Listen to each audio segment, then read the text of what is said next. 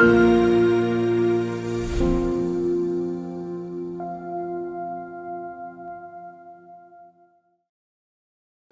반갑습니다. 저 사회를 맡고 있는 저는 조국혁신당 광주 광역시당 부위원장입니다. 이정우라고 합니다.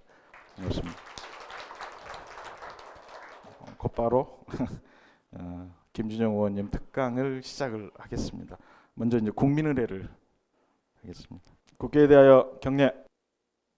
바로 일동묵념.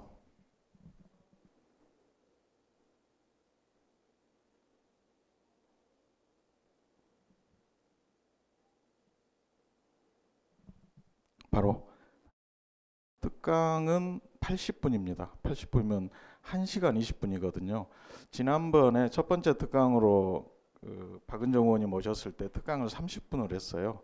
근데 김준영 의원님이 80분은 필요하다 이렇게 해가지고 저희들이 의원님 몰래 평판 조사를 좀 해봤습니다. 이전에 특강을 들었던 분들한테 80분을 달라고 하는데 지루하지 않냐, 뭐 들을만하냐 해봤더니 굉장히 좋답니다. 시간이 그냥 80분이 오히려 적게 느껴질 정도로 쫙 간다고 합니다. 그래서 몰래 조사를 해본 결과 80분을 드려도 되겠다 해가지고 80분 특강을 하고요.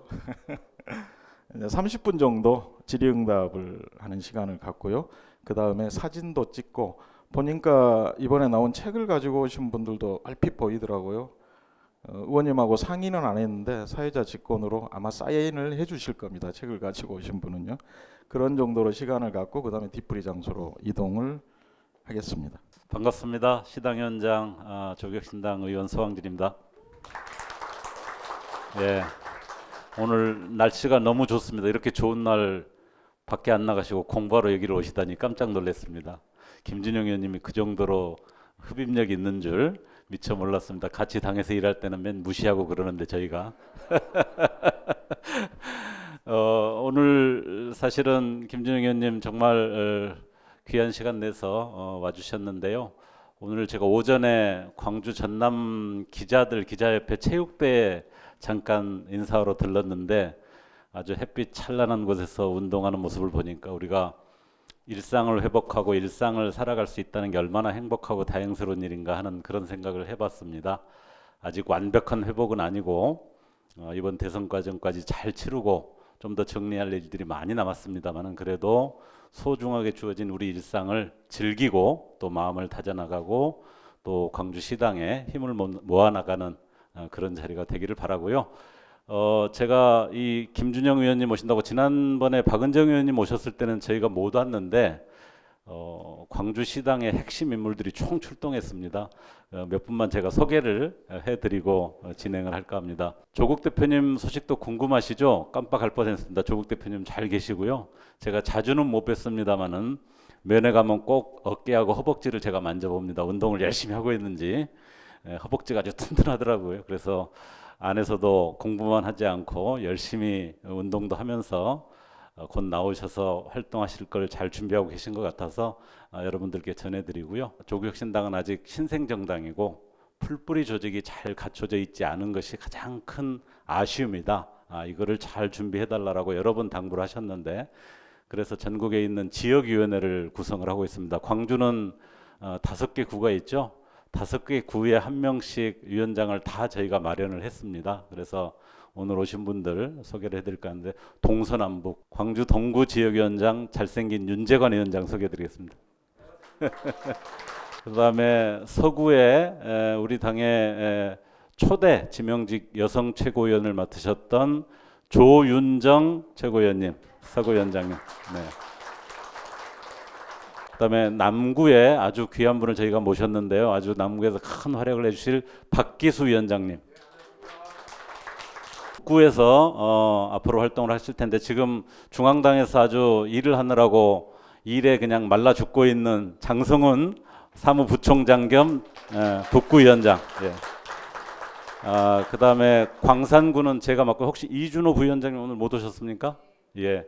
광산구는 제가 위원장을 맡고 있습니다. 앞으로 광주 시당의 활동에도 많이 참여해 주시는데 시당 활동 말고 각 지역위원회 활동도 내가 사는 동네 지역의 일들을 다루는 지역위원회 활동이니까요. 관심 가지시고 지역위원장들하고 활발한 활동들 많이 참여해 주시길 부탁드리겠습니다. 마지막으로 오늘 강의해 주시는 우리 김준영 의원님은 조국 혁신당의 뭐 외교 통일뿐만 아니라 우리나라 우리 국가대표급 외교통으로서 지금 아주 급변하고 있는 외교 상황에 대해서 많은 방향들을 제시하고 늘 조국 혁신당의 입장에서 적극적으로 많은 방향들을 이렇게 잡아주고 계신데요.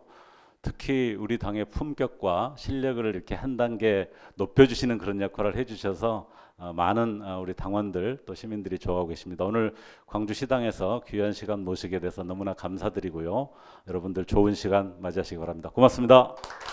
이 자리와 또 주변에 보면은 카메라로 다 찍고 있거든요. 열리지 미디어가 이 모든 작업들을 재능 기부를 해주고 있습니다. 열리지 미디어 측에 큰 박수 한번 부탁드립니다. 예, 지금부터 조국혁신당 광주광역시당 정치아카데미 김준영 의원님의 특강을 시작하겠습니다.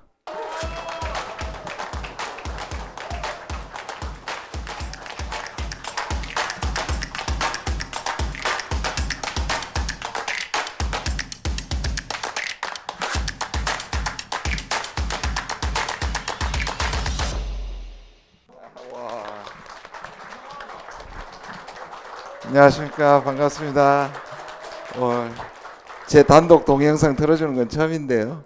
고맙습니다. 광주 당원 여러분 너무 감사합니다. 사실 교수 시절에도 광주에 참 많이 왔습니다. 시민단체나 학교에서 특강으로 많이 왔었는데 광주 한 15번쯤 오면 부산이나 대구에 한 번 정도 가는 15대 1 비율로 호남을 훨씬 많이 왔던 것 같습니다. 우리 강연이 한번 연기됐었죠. 정치 상황 때문에. 그래서 더 반갑습니다. 아까 우리 서왕진 의원님께서 사실 앞부분에서는 뭐 저를 계속 무시한다 그랬다, 뒤에는 격을 올린다 그랬다가 앞뒤가 맞지는 않는데 그렇죠? 맞지 않는데 하여튼 감사합니다. 그리고 제가 몰랐습니다. 80%를 우리가 요구한지 몰랐습니다, 진짜. 그래서 좀 죄송한데 깜짝 놀라시는 것 같은데, 특히 박은정 의원님하고 비교해가지고 다음 세 평이 나빠질 것 같아서 가능한 좀 줄여보도록 하겠습니다. 지금 제가 오늘 여러분들한테 PPT 필요하신 분 나중에 요청하시면 좋을 텐데 계속 업데이트 시키면서 가지고 다니는 일종의 제 텍스트의 교과서 비슷하게 그래서 계속 업데이트는 시키는데 그 강연을 한 수백 번 하고 나니까 제일 부충분한 시간이 80분, 그다음에 그 1시간 정도 줄이는 60분에서 80분인데 상황 봐서 좀 빨리 하도록 하겠습니다. 너무 감사합니다. 이 좋은 날씨에 또 이렇게 오시고요. 정말 쉽지 않으실 텐데요. 감사합니다. 저는 25년 동안 대학에서 가르쳤고요. 한 30년은 그리고 미국에서 한 7, 8년 공부를 했고요. 그 다음에 대학 공부까지 치면 한 40년, 40년 정도 국제 정치를 한 것 같습니다. 근데 그냥 오늘 제목이 그냥 과장하기 위해서 붙인 말은 아니고요. 대격변이란 말이 그냥 과장으로 드린 말이 아니라 제 평생에도 이런 변화는 없었던 것 같고요. 그냥 전문가로서 보면 굳이 비교하자면 2차 대전 직후 아니면 1차 대전과 2차 대전 사이 기간쯤, 이게 그냥 감상이 아니라 제가 느낌이 아니라 많은 전문가들도 그렇게 얘기하고 있습니다. 그 정도로 국제 질서가 뒤집어지고 있다라고 생각합니다. 트럼프 보면 좀 미친 사람 같죠? 그런데 그 사람이 원인이기도 하지만 그 사람이 지금 국제 질서의 결과이기도 하다. 그러니까 지금 벌어지는 격변 현상에 반영하는 인물이다. 그렇게 생각하시면 그 사람 자체가 기괴하거나 일탈이거나 다른 게 아니고 다 연결되어 있는 움직임이라는 걸 여러분들 아시게 될 겁니다. 그래서 제가 좀 국제 정치가 어렵긴 한데 좀 쉽게 설명하는 좀 달란트가 있는 것 같습니다. 그래서 가능한 쉽게 말씀드리도록 할 텐데요. 처음에는 오늘의 변화를 보려면 한 3, 40년 정도의 한 세대에 걸친 국제 정치의 변화를 봐야 오늘 이해할 수 있거든요. 그래서 조금 큰 얘기를 하고 그다음 그 안에서 지금 우리가 겪고 있는 정치 상황이나 우리의 대외 관계 또 트럼프 그런 것들이 어떤 의미가 있는지를 말씀드리도록 하겠습니다. 제일 좀 오래 설명해야 되는 부분입니다. 왜냐하면 한 33, 4년, 한 35년 정도 되는 길이의 기간입니다. 출발점을 보시면 1991년이고요. 지금 이제 작년에 말에 있었던 선거입니다. 우리가 보통 제가 아까 말씀드렸죠. 조금씩 업데이트 시켰는데 처음에 저걸 만들었을 때는 딱 30년이었습니다. 그래서 한 세대, 우리가 30년 한 세대라고 얘기하죠. 그럼 그 시기를 우리가 보통 탈냉전이라고 불렀어요. 지금은 잘 안 불러요. 지금은 뭐 신냉전이라는 말을 훨씬 많이 부르는 것 같긴 합니다. 근데 출발점을 보면 1991년 크리스마스 때 소련이 붕괴합니다. 제가 사실 소련을 공부하고 싶어서 근데 소련에 가서 공부를 할 수 없는 시기였습니다. 제가 1988년에 미국 유학을 갔는데 그래서 제가 갔던 학교도 소련을 굉장히 연구 많이 하는 곳이었습니다. 그리고 제가 석사 논문은 소련의 대외 정책을 썼습니다. 근데 석사를 딱 마치고 나니까 망해버리네요.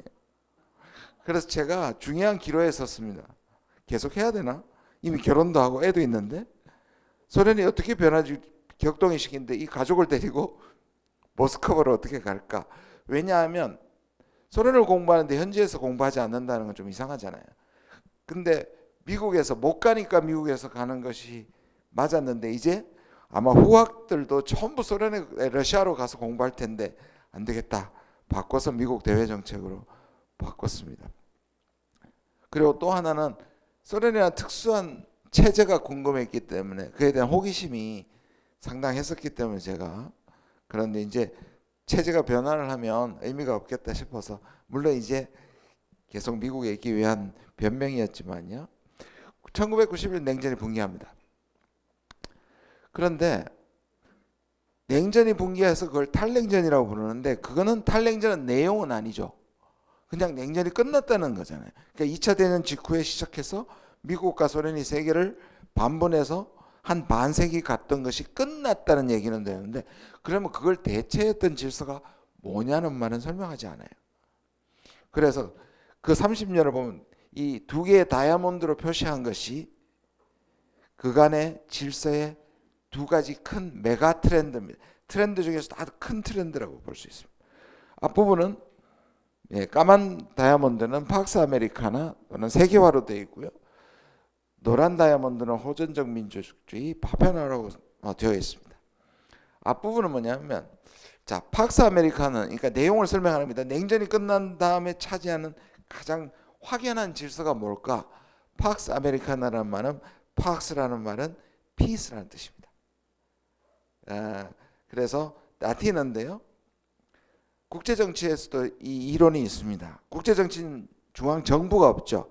강력한 정부가 없습니다. 유엔 같은 아주 유사 정부가 있는 것처럼 보이지만 유엔이 제대로 뭐 하는 거 보셨습니까? 특히 지금 유엔은 완전히 사라진 것 같죠. 한계가 있단 말이에요. 그래서 국제정치는 정글과 같다. 그래서 오히려 적자 생존, 힘이 최고다. 우리가 지금 보고 있지 않습니까? 러시아와 우크라이나를 봐도 근데 이러한 것들을 상대적으로 안정적으로 이끌을 수 있는 게 뭐냐면 아주 강력한 패권 감히 도전자가 없는 국가가 존재하면 그것이 마치 세계 정부의 역할을 해서 그 국가가 전체가 좀 안정된다는 겁니다. 그래서 최초에 이 팍스가 붙은 말이 팍스 로마나였습니다. 그래서 로마가 강했을 때 주변이 평정되고 안정이 되죠. 그 다음이 팍스 에스파니아라고 합니다. 그러니까 스페인 제국. 그 다음에 미국 전에 있었던 국가가 팍스 브리테니카 영국입니다. 해가 지지 않는 나라. 지금 그래서 비로소 91년에 등장한 질서는 미국이 완전히 세계를 제압하고 우리가 잘 얘기하는 경찰 국가, 즉 세계 정부 같은 역할을 하는 미국의 탄생. 이걸 팍스 아메리카노라고 부릅니다. 그거를 또 다르게 표현한 게 세계화입니다. 세계화라는 말은 요즘 잘 안 쓰이는데 굉장히 유행했고요. 김영삼 정부 때부터 유행했고요.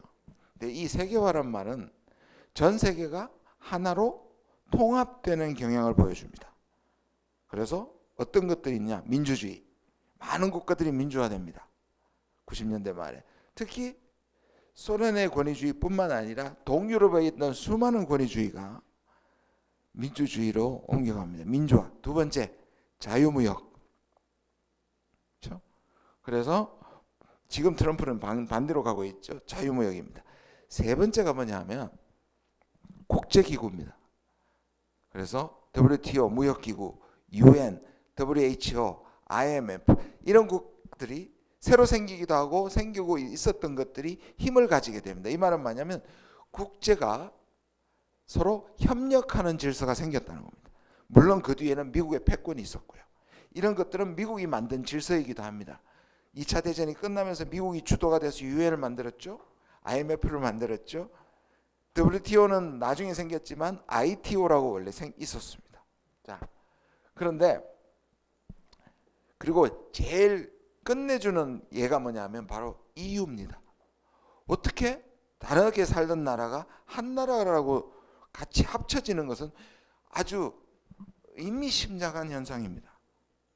물론 아직까지 완벽한 한 국가로 되지는 않았지만 EU 현상은, 유럽연합은 세계화의 아주 상징적인 그런 현상이었습니다. 그러면 한 10년, 그런데 이렇게 팍스 아메리카나 세계화가 전성기가 딱 10년 갑니다. 10년이 딱 지난 2001년 9.11 테러가 벌어집니다. 이게 왜? 자, 여러분 혹시 나이 드신 분들은 무협지에 나오는 완벽하게 내공을 쌓고 무술을 하게 되면 몸이 어떻게 된다고요? 사자성어로? 금강불개.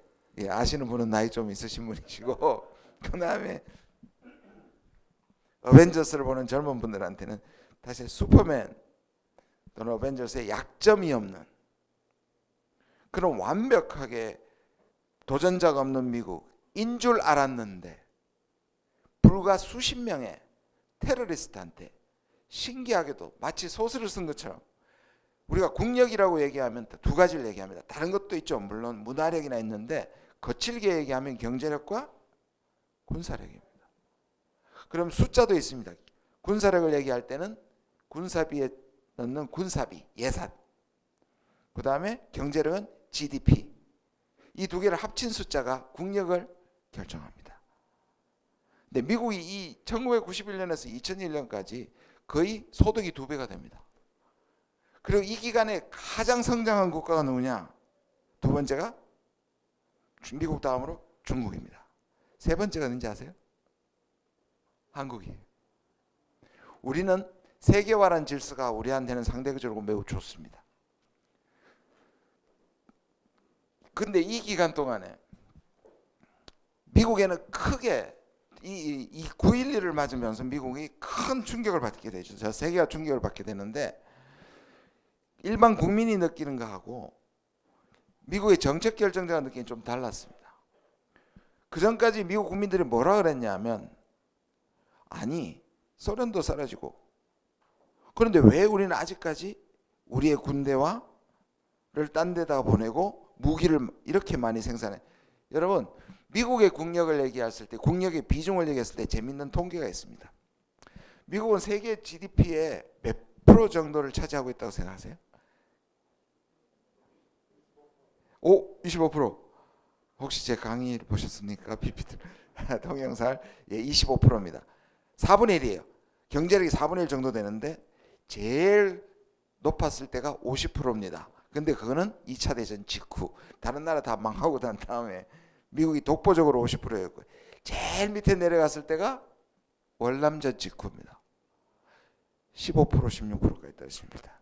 대체로 미국은 25% 정도 차지합니다. 군사비는요. 국방비는 전 세계 50%입니다. 50%가 넘을 때도 있고 50%가 안 될 때도 있습니다. 자, 이것만 봐도 미국은 자기 경제력에 비해서 지나치게 군사주의적인 국가다. 우리는요. 전 세계 경제적으로 우리가 12에서 12위 왔다 갔다 하죠. 군사력은요. 5위에서 6위. 미국하고 매우 유사하죠. 우리도 경제력에 비해서 군사비를 너무 많이 내는 군사 국가입니다. 어쩔 수 없는 영향이 있죠. 바로 분단 국가이기 때문에. 근데 미국이 그렇습니다. 그러니까 경제적으로 그러다 보니까 국민들이 이제 소련 없어졌으니 만약 우리가 통일되면 그 얘기 나오겠죠.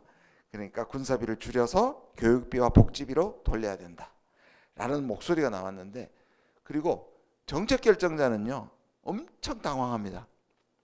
미국이란 나라는 자기보다 나쁜 놈들 때문에 살아왔던 국가이기도 해요. 이게 무슨 말이냐면 더 나쁜 놈들이 있어서 독일, 소련, 중국, 뭐 미국 입장에서 일본 이런 국가들과 비교했을 때 상대적으로 그런 빌런 국가들이 존재해서 미국이 아무리 자기 이익을 원하거나 전쟁을 해도 상대적으로 면죄부를 받은 나라입니다. 그러니까 적이 없어지니까 갑자기 미국의 정당성이 뚝 떨어진 거예요. 그래서 르완다나 앙골라라든지 이런 데서 미국이 판판히 외교 실패를 하게 됩니다. 테러도 계속 일어나고. 그래서 클린턴 때 CIA 국장을 했던 제임스 울시라는 사람이 이걸 잘 표현했어요. 비유를.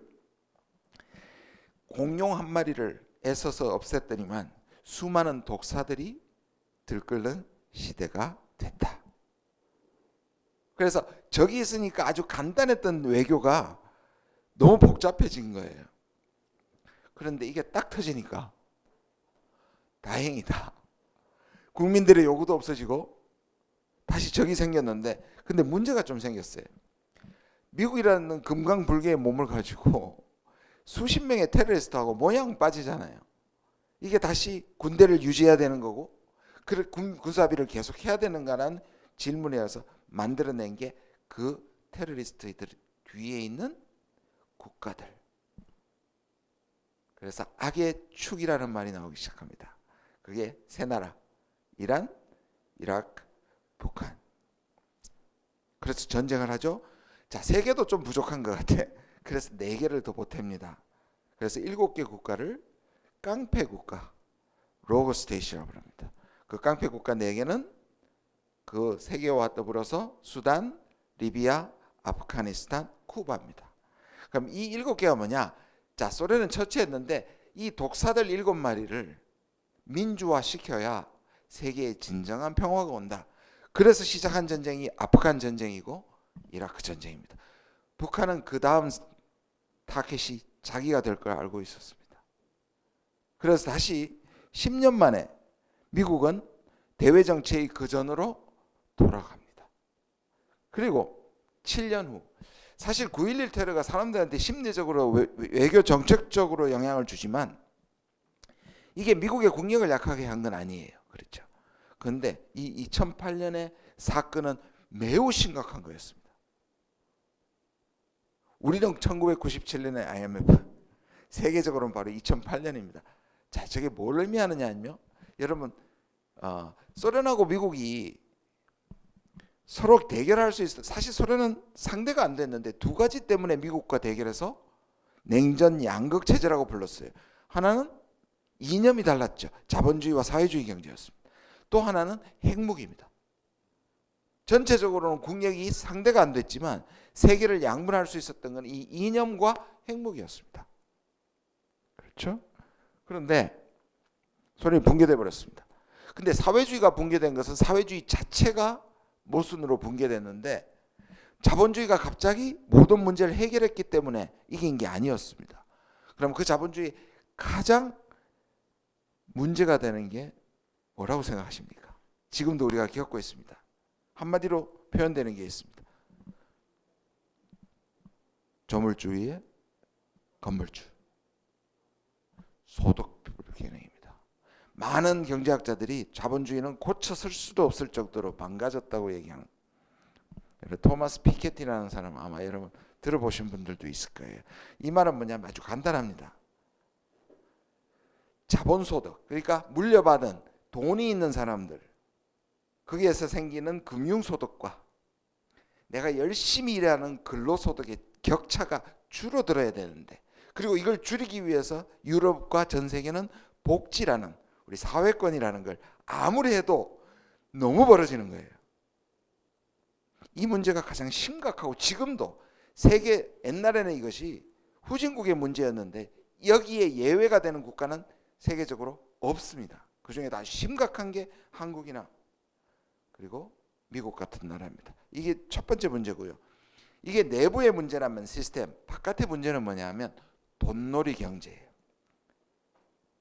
아까 이것과 연결이 되어 있는데요. 뭐냐 하면 여러분 은행에서 은행은 도둑놈이라고 얘기하잖아요. 남의 돈 가지고 장사한다 그러잖아요. 봉이 김선달이라고 얘기해요. 그러면 은행은 딱 한 가지 원칙 때문에 장사가 가능해요. 모든 사람이 동시에 돈을 찾아러 오지 않는다. 그 뱅크런이라 그럽니다. 그죠? 이상하면 전부 가가지고 뱅크 하잖아요. 그럼 망한단 말이에요. 그러면 은행은 얼마나 뻥튀기를 하느냐? 4배요. 그러니까 내가 100만 원을 가지면 400만 원 정도의 수익을 올릴 수 있는 겁니다. 300만 원이겠죠. 그런데 이 은행에 만족을 못하니까 금융기법이 나날이 주식, 선물, 파생상품까지 가면서 리만 브라더스가 얼마나 뻥튀기를 했을까요? 40배. 그러니까 100만 원을 4천만 원처럼 수익을 얻게 된 겁니다. 자, 이거는 모든 사람이 미래에 생길 수 있는 이익 때문에 투자를 해가 불어납니다. 근데 이것은 실체가 없어요. 어느 순간 돌아보니 갑자기 여러분 튤립이라는 이 버블 경제 그 사건을 아시죠? 저는 아직도 잘 이해가 안 가요. 시들어버릴 튤립 한 송이가 BMW 2대 값까지 갑니다. BMW 2대가 하고 튤립 한 송이. 사람들의 심리는 그렇게 투기를 가능하게 했고 그 투기를 하던 가장 먼저 돌았었을 때 망한 것이 바로 리만 브라더스였습니다. 근데 월스트리트의 돈놀이, 그래서 심지어 이거를 카지노 자본주의라고 불렀어요. 근데 그것이 다시 극복하는데 누가 이 충격을 흡수했는지 아세요? 중국입니다. 더 크게는 G20. 이 신생국가 우리를 포함해서 그러니까 유럽의 돈놀이 경제를 그 충격을 흡수해주고 넘어간 것이 2008년 리만 브라더스였습니다. 자, 그러면서 자본주의가 문제가 생기기 시작했죠. 그런데 미국은 이때부터 중국 고맙다가 아니고 미국은 공포에 사로잡히기 시작합니다. 중국 많이 컸네. 중국이 두려워지기 시작합니다. 중국 이렇게까지. 근데 실체가 있는 두려움이었습니다. 왜냐? 아까 말씀 GDP와 군사비를 합친 것을 국력의 지수라 그러는데 미국에 도전했던 2위 국가들 쭉 볼까요? 영국. 쇠퇴했지만 영국. 그 다음에 누굽니까? 독일이었고 그 다음이 전쟁 직후에는 소련이었고 군사비 있죠. 그 다음에 일본이었습니다. 중국 전에 4개가 있었어요. 어떤 나라도 미국을 100으로 쳤을 때 40%를 넘는 국가가 없었습니다. 가장 많이 따라왔던 게 군사비도 잘 안 되는 일본의 경제력이 80년대 37%까지 미국의 국력지수의 37%까지 추격합니다. 그래서 미국이 뭐합니까? 그냥 한 방에 보내버리는 게 지금 일본의 잃어버린 30년의 출발입니다. 그럼 중국이 40%가 언제였냐면 바로 9.11 직전이에요. 지금 얼마냐면 70%를 넘었었습니다. 40%와 70%의 차이는 뭐냐? 40%는 손 안 대고 코 풀 수 있다는 겁니다. 미국은 피해 안 입고 그냥 날려버릴 수 있는데 중국의 70%는 지금 미국이 트럼프가 하고 있듯이 피 흘려야 중국과 사생결단을 지금 하고 있는 겁니다. 그러니까 갑자기 미국이 당황을 하기 시작합니다. 미국 내부에서는 어떻게 하냐? 쓸데없는 7개의 깡패 국가 싸움 때문에 중국을 놓쳤다. 이게 화두로 떠오르게 됩니다. 자, 그러면서 이 앞부분은 미국이 엄청 금강불개의 몸으로 최고의 전성기를 누리다가 이런 문제점을 드러내기 시작하면서 등장하는 두 번째 다이아몬드. 이게 바로 트럼프의 등장과 정확하게 일치합니다. 그럼 이건 특징이 뭐냐?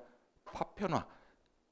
세계화는 합치는 거라 그랬죠. 파편화는 각자 도생, 국가 이기주의. 트럼프는 이걸 뭐라고 합니까? 마가, Make America Great Again. 미국을 다시 위대하게. 이 말은 뭐냐? 지금까지 미국이 세계 질서를 유지하고 자유주의와 민주주의와 자유무역을 유지했던 것을 던져버린다는 겁니다. 파편화는 나만 살자입니다. 다시 국제정치가 팍스 아메리카나가 아니라 각자 도생의 정글로 돌아간다는 뜻입니다. 지금 여러분들 국가들 한번 보십시오. 이기주의가 팽배합니다. 여러분 유엔, 요새 유엔이라는 이름 들어보셨어요? 존재가 거의 사라졌습니다. 가자에서 전쟁이 일어나고 러우 전쟁에서 유엔이 요만큼도 활약하는 거 보셨어요? 없습니다. WHO 3년에 우리 전 세계가 알아듣고 수십만 명, 수백만 명이 죽었는데 WHO가 아무것도 못했죠. 조롱을 당했습니다. 우리에게 엄청난 충격을 줬던 IMF가 요새 들립니까? 없어요. WTO, 미국이 저렇게 WTO 원칙을 어기는데 WTO는 더 이상 작동하지 않습니다. 이게 뭘 의미할까요? 이제 전체 국가는 협력이 자기한테 도움이 되지 않고 각자 도생으로 가겠다는 것이고 그걸 가장 조장하는 게 누구냐? 미국이에요. 이 상징하는 인물이 바로 트럼프의 출발입니다. 그런데 여기 하나 더 있죠. 똑같은 2010 저는 보면 이런 뭐 시간이라든지 이런 거 보면 누가 쓰고 있는 것 같아요. 진짜 조블주가 쓰고 있는 것 같아요. 브렉시트는 뭐냐면 그렇게 통합으로 가던 EU가 처음으로 유럽의 주요 국가는 영국, 프랑스, 독일입니다. 언제든지 이 중에 한 국가가 나 못해, 나 빠질래, 통합이 영국한테 하나도 이롭지 않아. 그 국민투표를 한 때가 바로 2016년에. 그러니까 세계를 지배하는 서구, 미국과 유럽에서 똑같은 이 브렉시트와 트럼프의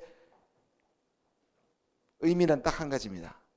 내 국가의 이익을 먼저 챙기겠다. 국제협력은 필요 없다입니다. 그래서 2019년은 우리가 겪었던 코비드는 이 두 개의 다이아몬드에 대한 시험이었습니다. 잘 보십시오. 코비드는 세계화 때문에 전 세계로 퍼지는 겁니다. 옛날 같으면 유럽의 흑사병은 유럽이나 기껏해야 북아프리카 정도에서 멈출 겁니다. 근데 왜 세계에 퍼졌죠? 초연결이 돼 있었습니까? 여행이나 뭐나. 그러면 이걸 해결하는 방법은 뭐냐? 세계화처럼 WHO를 중심으로 백신도 전 세계의 골고루. 근데 우리가 목격했던 3년간은 백신 이기주의나 미국은 중국 욕하고 중국은 미국 욕하고 나중에 백신이 좀 남아 돌았을 때 나눠줬습니다. 그러니까 이 코비드는 세계화 때문에 바이러스가 전 세계로 퍼졌는데 실제로 해결 방법은 두 번째 다이아몬드. 그리고 이것은 호전적 민족주의를 부흥시킵니다. 여러분 지금 보시면 혐한, 혐중, 그렇죠? 혐일 이런 것들을 정치가들이 선동합니다. 트럼프 보십시오. 이민자, 그 다음에 인종주의, 나중에 내가 설명할 텐데요. 유럽 보십시오. 그렇게 포용하던 난민을 포용하던 유럽이 더 이상 자기 먹을 거 없다고 드디어 난민을 막고 인종차별주의, 우리가 말하는 극우 집단이 설치게 된 극우들이 우리나라도 그렇고 반중, 그렇죠? 그 다음에 우리에게 들어오는 동남아 사람들, 심지어 저기 있는 중국 동포, 탈북민, 인종주의를 띠게 됩니다. 이게 뭐냐면 삶이 어려워지고 시스템이 협력이 안 되니까 누군가에게 전가합니다. 자, 그러면 세 번의 미국의 선거가 있어요. 희한하게 이 세 번은 이것도 좀 보면 참 신기해요. 트럼프가 한번 졌다가 다시 득작해요. 저는 이 미국의 선거가 저 두 다이아몬드의 싸움입니다. 그렇죠? 이 사람 다이아몬드는 노란 다이아몬드. 이 사람이 추구했던 것은 까만 다이아몬드입니다. 승부 1회전 트럼프가 이겼습니다. 2회전은 미국이 그래도 까만 다이아몬드를 회복시키려는 마음이 있었고 그걸 노력했습니다. 그래서 이겼습니다. 그런데 다시 제가 보기에 이 트렌드를 보시면 뭘까요? 저는 지난 35년간 이 두 가지가 트렌드가 있었지만, 메가 트렌드가 있었지만, 처음에는 당연히 까만 트렌드고요. 그 다음에 지금은 노란 다이아몬드입니다. 근데 이 둘은 아직까지 하나가 하나를 완전히 제압하지 못했어요. 그래서 이 둘이 치열하게 싸우는데 무기의 중심추는 지금 이거다 라고 생각하시면 됩니다. 좀 길었는데요, 한 35년을 이렇게 한번 보시고 지금을 이해하면 훨씬 더 이해가 빠르실 겁니다. 지금 시대를 이렇게 규정하는 용어가 있습니다. 많이 들으셨죠? 미국과 중국이 과거에 미국과 소련처럼 세계를 양분해서 싸운다. 근데요, 저는 저기에 동의하지 않습니다. 위에서는 미국과 중국이 싸우는 것 같은데 밑에서는 지금 너무 연결되어 있어서, 여러분, 미국과 소련은 서로 긴장되는 관계이긴 했지만 서로 따로 살아도 하나도 불편하지 않았는데, 미국과 중국은 따로 살자니 너무 불편한 거예요. 두꺼운 책을 찢는 것처럼. 미국이 지금 관세를 막 때리니까 아우성은 어디서 합니까? 미국에서. 여러분, 월마트라는 쇼핑 센터를 아시죠? 제가 미국에서도 가장 많이 갔던 서민을 위한, 그리고 거의 모든 물건이 다 있습니다. 식료품에서부터. 굉장히 싸요. 그 비결이 뭐냐? 60% 이상이 made in China입니다. 그러니까, 그리고 아이폰 지금 200불에서 300불 정도 하잖아요. 지금 이번에 관세를 때리니까 아이폰 가격이 400불, 500불 됩니다. 아니, 400만 원, 500만 원, 죄송합니다. 400만 원, 200만 원 정도 되는 걸 지금 400만 원, 500만 원. 그래서 왜냐? 중국에서 80%를 생산합니다. 트럼프가 아무리 그걸 빨리 돌려서 인도에서 해봐도 그걸 금방 바꿀 수 없죠. 그러니까 둘은, 그리고 매년 미중 무역액이 기록을 경신합니다. 그러니까 트럼프는 지금 이길 수 없는 싸움을 하고 있어요. 실패할 겁니다. 근데 실패하면 괜찮으냐? 실패하는 동안에 제일 많이 다칠 국가 중에 하나가 우리예요. 그게 문제입니다. 그 성공 실패의 문제는 어쩌면 그 다음 문제일 수 있습니다. 그래서 저는 신냉전은 분명히 미국과 시진핑과 트럼프 사이에, 그리고 미국의 지도자와 중국 지도자 사이에는 정치적 담론으로서는 의미가 있지만 실제로는 뗄래야 뗄 수 없습니다. 진짜는 이겁니다. 지금의 시대를 정확하게 봐야 되는 겁니다. 아까 파페나 설명했죠? 각자 도생. 민족주의입니다. 이게 우리한테는 매우, 잘 보시면요, 좀 우리나라 이 극우들은 좀 특이하긴 합니다. 나라별로 민족주의가 달라져요. 미국과 일본한테는 민족주의가 없어져요. 중국하고 러시아한테는 민족주의가 살아나는. 근데 뭐냐 하면 독일의 민족주의, 지금 시진핑도 중화주의, 그렇죠?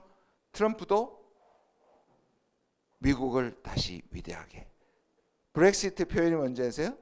Make Great Britain Great Again입니다. 영국을. 이게 뭐냐?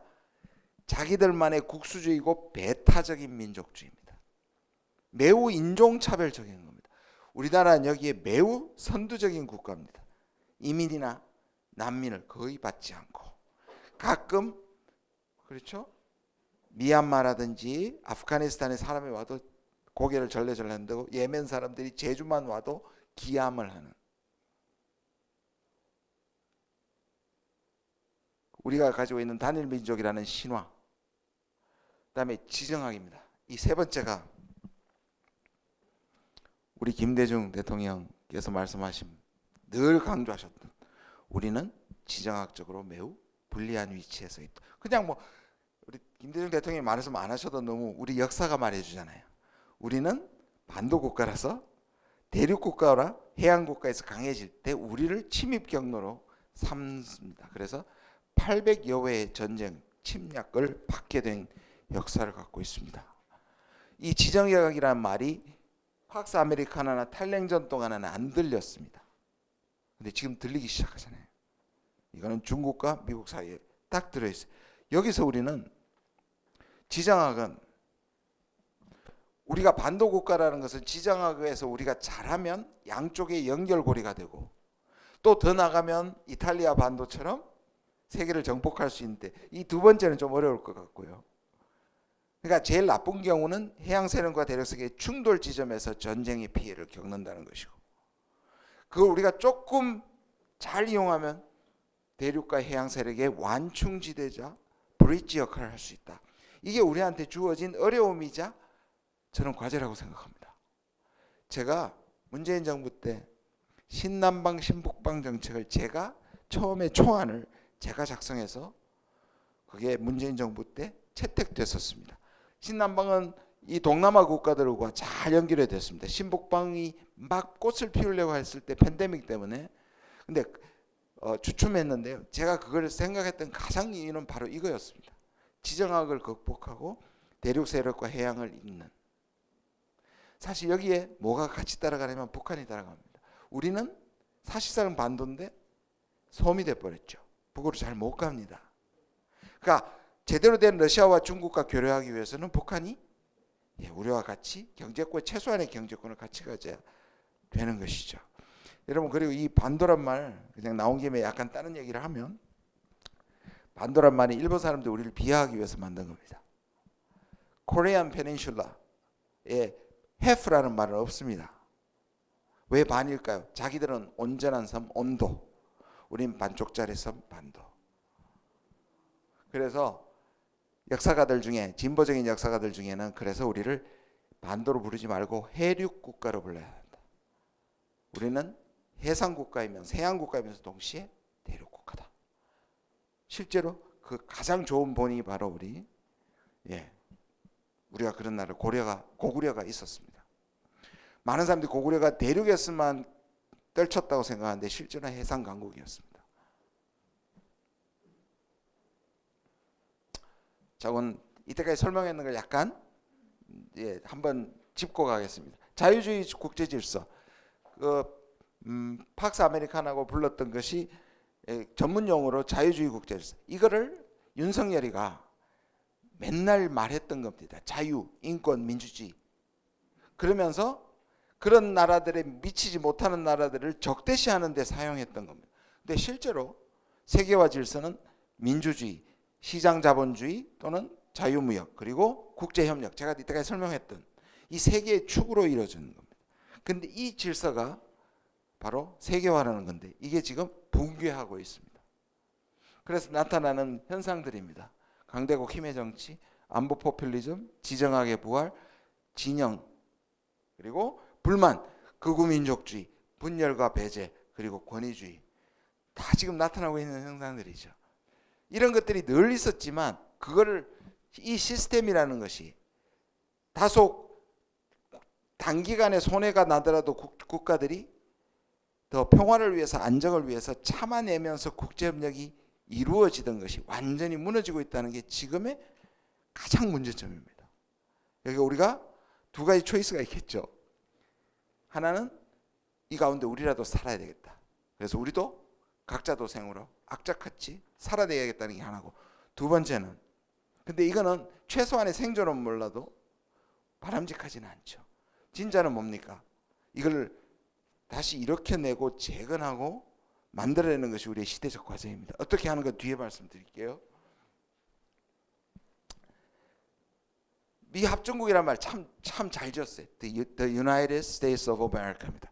그래서 미국은 United입니다. 그래서 연방국가를 50개 주가. 그런데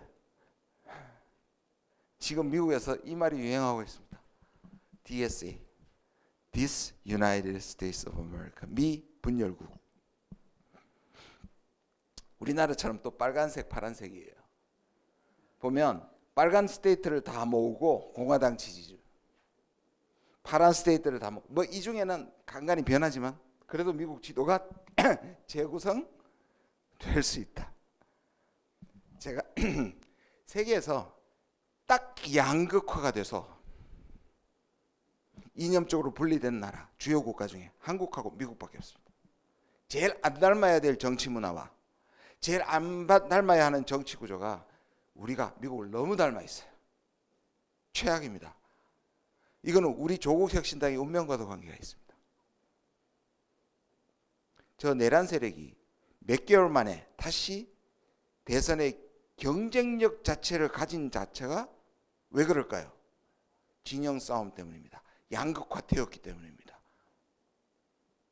우리 3당이 사는 것은, 조국 혁신당이 사는 것은 이 문화를 깨는 시대적 과제죠. 어느 때보다 필요한 일입니다. 그만큼 중요합니다. 미국 보십시오. 트럼프가 왜 당선됩니까? 이것 때문에. 트럼프 같은 사람이 왜 당선될까요? 이 반만 제대로 어디 나오면, 선거에 나오면 항상 2, 3%로 이기잖아요. 압승이라는 게 4, 5%. 물론 미국은 간접선거라는 제도가 있지만 이 진영구도가 트럼프 같은 사람을 탄생시킵니다. 이 진영구도가 윤석열을 탄생시키고, 이 진영구도가 지금 저 내란 동조 세력들이 살아나는 기회를 주기 때문입니다. 그럼 유럽은 어떨까요? 유럽도 극우가 횡행하는데 잘 보여주는 사건이 있습니다. 작년에는 프랑스, 올해 초에는 독일입니다. 그 사과도 잘하고 하던 그 독일이 극우 AFD입니다. 작년에 프랑스부터 합시다. 프랑스에 르팽이라는 극우주의자가 이끄는 당이 1차 선거에서 1위 정당이 됐습니다. 결선 투표, 2차 투표에서 다른 당이 절대로 극우는 안 된다 해서 다 연대를 해서 집권을 막았습니다.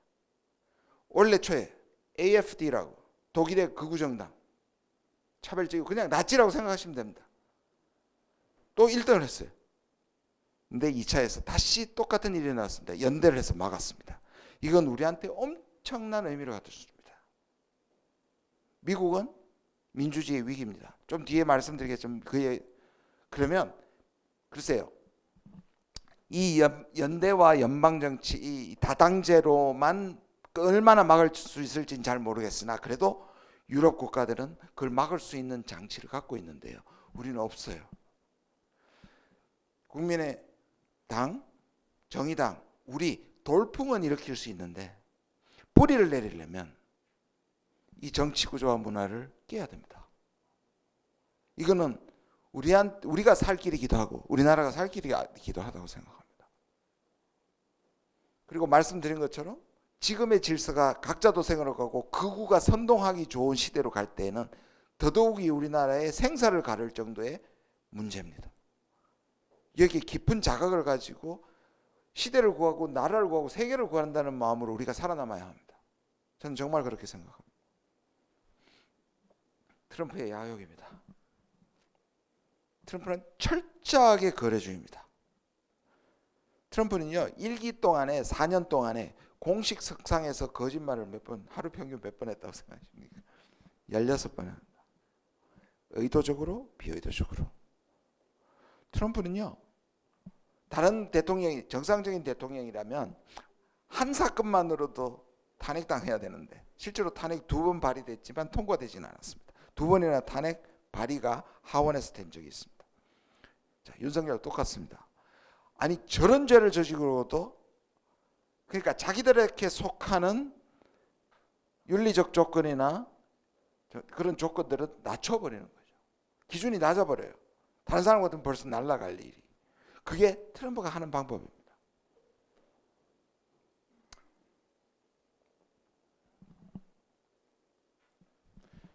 지금 미국 내부에서 저 일이 벌어지는데요. 우리 보좌관한테는 제 딸 얘기 하지 말라고 자꾸 그러는데 우리 당원이니까 얘기할게요. 저 이렇게 보시면 제 밑에 나쁜 댓글들, 악성 댓글들 이런 거 달잖아요.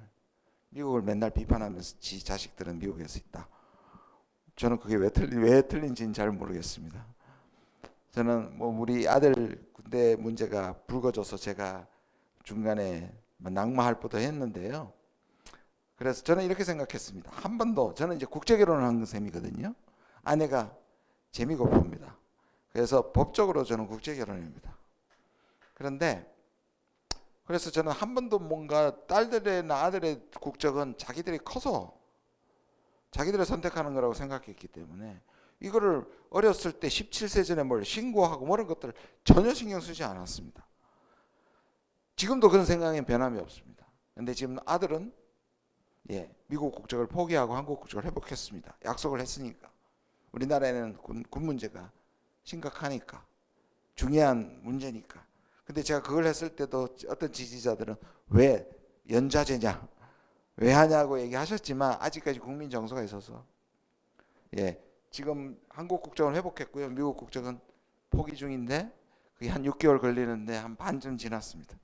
근데 더 웃기는 거, 미국 국적을 포기하는데 470만 원 들었습니다. 수수료. 따는 것도 아니고 포기하는데 470만 원 들었습니다. 감히 어떻게 미국 거를 하냐. 제가 이제 얘기하려는 거는 이것 때문입니다. 제 큰딸이 미국의 보건복지부 연방 공무원입니다. 근데 매일 출근 투쟁을 합니다. 자, 그전에는 일론 머스크가 협박성 메일을 매일 보냅니다. 예를 들면 이런 겁니다. 오늘 한 일을 5가지의 땡땡이로 써서 보고해라. 이메일을 보내지 않으면 당신은 사임하는 것으로 간주하겠다.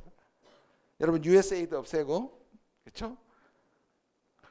그다음에 해외로 가는 모든 기금을 다 끊었습니다. 근데 제 딸이 지금은 뭐냐? 아침마다 출근 이거 있죠. 패스 뺨 B 하고 들어가잖아요. 뭐 국회도 그렇고 정부도 그러니까. 그런데 이걸 대는 순간 빨간불이 오면 그건 해고랍니다. 그건 모른 채로 출근합니다. 가서 B 해가지고 아빠 오늘 바람 불어 왔어. 지금 사무실 들어왔어. 이게 매일 무슨 짓입니까? 트럼프 지금 독재를 하고 있는 겁니다. 뭐냐면 비상사태로 규정하고 의회를 통과하지 않고 행정명령을 통해서 해고. 그러니까 그러면 제 딸이 잘렸을 때 할 수 있는 방법은 소송밖에 없습니다. 결국 탄핵을 당해야 되겠죠. 그래서 미국도 한국한테 배워서 지금 전국적으로 시위가 일어나고, 그게 신기하게도 한국 태극기가 참 이상하죠. 여기에 태극기는 이상한 태극기인데, 참 성조기는 여기 태극기에 성조기가 있는데 지금 미국의 트럼프 물러나라고 하는 것에. 그래서 이렇게 얘기합니다. 미국은 마틴 루터 킹 이후에 민권이나 민주주의에서 싸운 게 너무 오래돼서 잊어버렸다. 지금 우리가 배워야 되는 것은 한국이다. 한국의 민주주의는 극우화되고 있는 세계 질서에서 민주주의의 희망이다. 그냥 국뽕이 아니라 사실입니다. 실제로 제가 방송에서도 몇 번 인용을 했는데요. 우리 탄핵 국면에서 과정에서 리차드 스나이더라는 박정희 때 주한 미국 대사의 아들이 다니엘 스나이더라는 분이 지금 스탠포드의 동아시아 전공 교수입니다. 그래서 제 방에 와서 한 2시간 동안 토론을 했는데 그 결론 중에 하나가 정말 미국은 트럼프가 독재로 갈 가능성이 너무 높아서 내년 중간선거가 자기는 없어질 수도 있다 라고까지 얘기를 하고, 그러면서 하는 말이 한국이 이 위기를 극복해서 민주주의를 회복하는 것은 미국에게 희망이고 세계에 대해서 희망이다. 저한테 분명히 그렇게 말씀을 하셨어요. 지금까지 세계 질서와 트럼프가 아니냐 조금 더 분석을 해보면 트럼프의 사고방식을 트럼피즘이라고 보십니다. 그래서 3가지 차원이 있습니다. 저 밑에는 마가는 이미 설명했죠. 미국이 더 이상 세계 경찰 역할 안 할래, 공공재 안 할래, 안보도 돈 내, 입장료 내, 자유무역 싫어, 불공정해, 관세 때려. 이게 지금 마가입니다. 그렇죠? 그 위가 뭐냐면 레이시즘입니다. 인종주의입니다. 일론 머스크, 저 뭐처럼 보입니까? 하일 히틀러. 이게 독일의 극우 집회에 가가지고 하는 겁니다. 저게 어떻게 실수입니까? 여러분 트럼프의 정부의 사람들 쫙 한번 보십시오. 단상에 있는 금발에 키 큰 백인들입니다. 유색인종이 거의 없습니다. 전공이나 전문성도 필요 없습니다. 앵커를 국방부 장관에다 올리고, 이게 뭘 의미합니까? 팍스의 앵커를 지금 국방부 장관에. 인종주의입니다. 트럼프가 샬롯스빌이라고 버지니아 주립대학에서 KKK 많이 들어보셨죠? 그거에서 사람도 죽고 막 인종 차별 집회로 폭력 사태를 보여주는데 그때 트럼프가 뭐라 그랬냐면 저쪽에도 좋은 사람이 있고 이쪽에도 좋은 사람이 있다 그랬어요. 그냥 그는 인종주의자입니다. 제가 한 예를 들게요. 과거에는 미국이 유색 인종이든 자기 배경에 상관없이 미국에 와가지고 열심히만 일하면 그게 아메리칸 드림이라고 얘기했고 그게 미국의 힘이었습니다. 근데 어느 순간 미국이 백인이 50% 지금 간당간당합니다. 10년 안에 미국은 소수인종, 그러니까 절반이 아닌 밑으로 떨어집니다. 그런데다가 아까 제가 세계화 얘기하면서 소득 불균의 가장 큰 피해자 중에 누구냐? 그 사람이 바로 미국의 백인입니다. 어디? 러스트 벨트라고 들어보셨죠? 미시간이나 옛날에 자동차, 기계, 조선에 있던 것이 미국이 경쟁력을 잃으면서 그들의 삶이 피폐해졌습니다. 그러니까 백인들도 노동자들도 실제로는 세계화의 피해자입니다. 자본주의의 피해자인데 트럼프가 이걸 너무 정확하게 본 거예요. 니들이 이렇게 된 거는 두 그룹 때문이다. 하나는 이민자, 난민자들이 와서 당신의 일자리를 빼앗았고 두 번째는 이걸 조장하는 가짜 진보들. 우리나라 비슷하죠? 원래 백인 노동자는 민주당 편이었는데 힐러리 때 힐러리한테 뭐냐면 당신은 노동자의 아픔을 얘기하면서 호화로운 호텔에서 칵테일을 마시면서 노동자의 아픔을 얘기한다. 그래서 미국에서 유행한 게 칵테일 좌파입니다. 우리나라의 강남 좌파. 우리 대표님도 대표적인 강남 좌파. 저도. 근데 그게 그 사람들의 마음을 탁 찔른 겁니다. 왜 우리나라에서 어려운 삶을 사는 사람들이 왜 극으로 빠질까? 그래서 이 선동가들은 문제를 해결하기보다는 누구한테 전가하기 때문입니다. 적대감을 만드는 겁니다. 그게 나라를 피폐하게 만들고 미래가 없게 만드는 겁니다. 그래서 노인과 노소를 갈등시키고 남녀를 갈등시키고 그렇죠? 지역을 갈등시킵니다. 가장 나쁜 것은 다 갈등시키는 거예요. 그래야 지금 자기가 하고 있는 제대로 되는 것을 숨길 수 있게 됩니다. 근데 역설적으로 이거를 극복하는 방법은 저는 그래서 이번 빛의 혁명에 제가 아까 민주주의만 말씀드렸죠. 어마어마한 의미가 있는 겁니다. 거기에 성소수자들, 핍박받는 사람들이 전체가 이게 그냥 윤석열 하나 끌어내리는 게 아니라 핍박받는 이 전체에 대한 그렇죠? 여기 지금 있는 것에 대한 저항이 담겨져 있고 그것은 시대를 넘어서 후세대와 연결되고 있다는 것은 또 하나의 희망입니다. 우리가 가지고 있는 힘입니다. 저는 그렇게 생각해요. 그래서 그들과 정권만 바꾸면 안 되는 거예요. 그들과 이런 문화, 이런 정치 선동가들 같이 소멸시키고 그들을 품어야 합니다. 다음 정부는. 그래서 훨씬 더 저는 어려운 시대적 과제를 갖고 있다고 생각합니다. 자, 이거는 그냥 넘어갈게요. 자, 관세 뭐 많이 들으셨죠? 이 관세 계산도 뭐 하여튼 제가 이런 걸 듣도 보도 못했습니다. 관세인데 뭐 갑자기 우리는 FTA이기 때문에 특정 분야 몇 개 빼고는 미국하고는 제로 관세입니다. 그런데 우리는 여기에다가 무역 적자액을 또 수입으로 나눠 가지고 우리는 마치 50%의 관세를 미국한테 무는 것과 같다는 이상한 공식을 동원해 가지고 근데 미국은 착하니까 반 깎아줄게 이렇게 나오는 것이 지금 25%입니다. 자, 그런데다가 국민의힘에서 주자들 지금도 그렇죠? 조금 약해진 것 같아요. 민간 국가 때문에.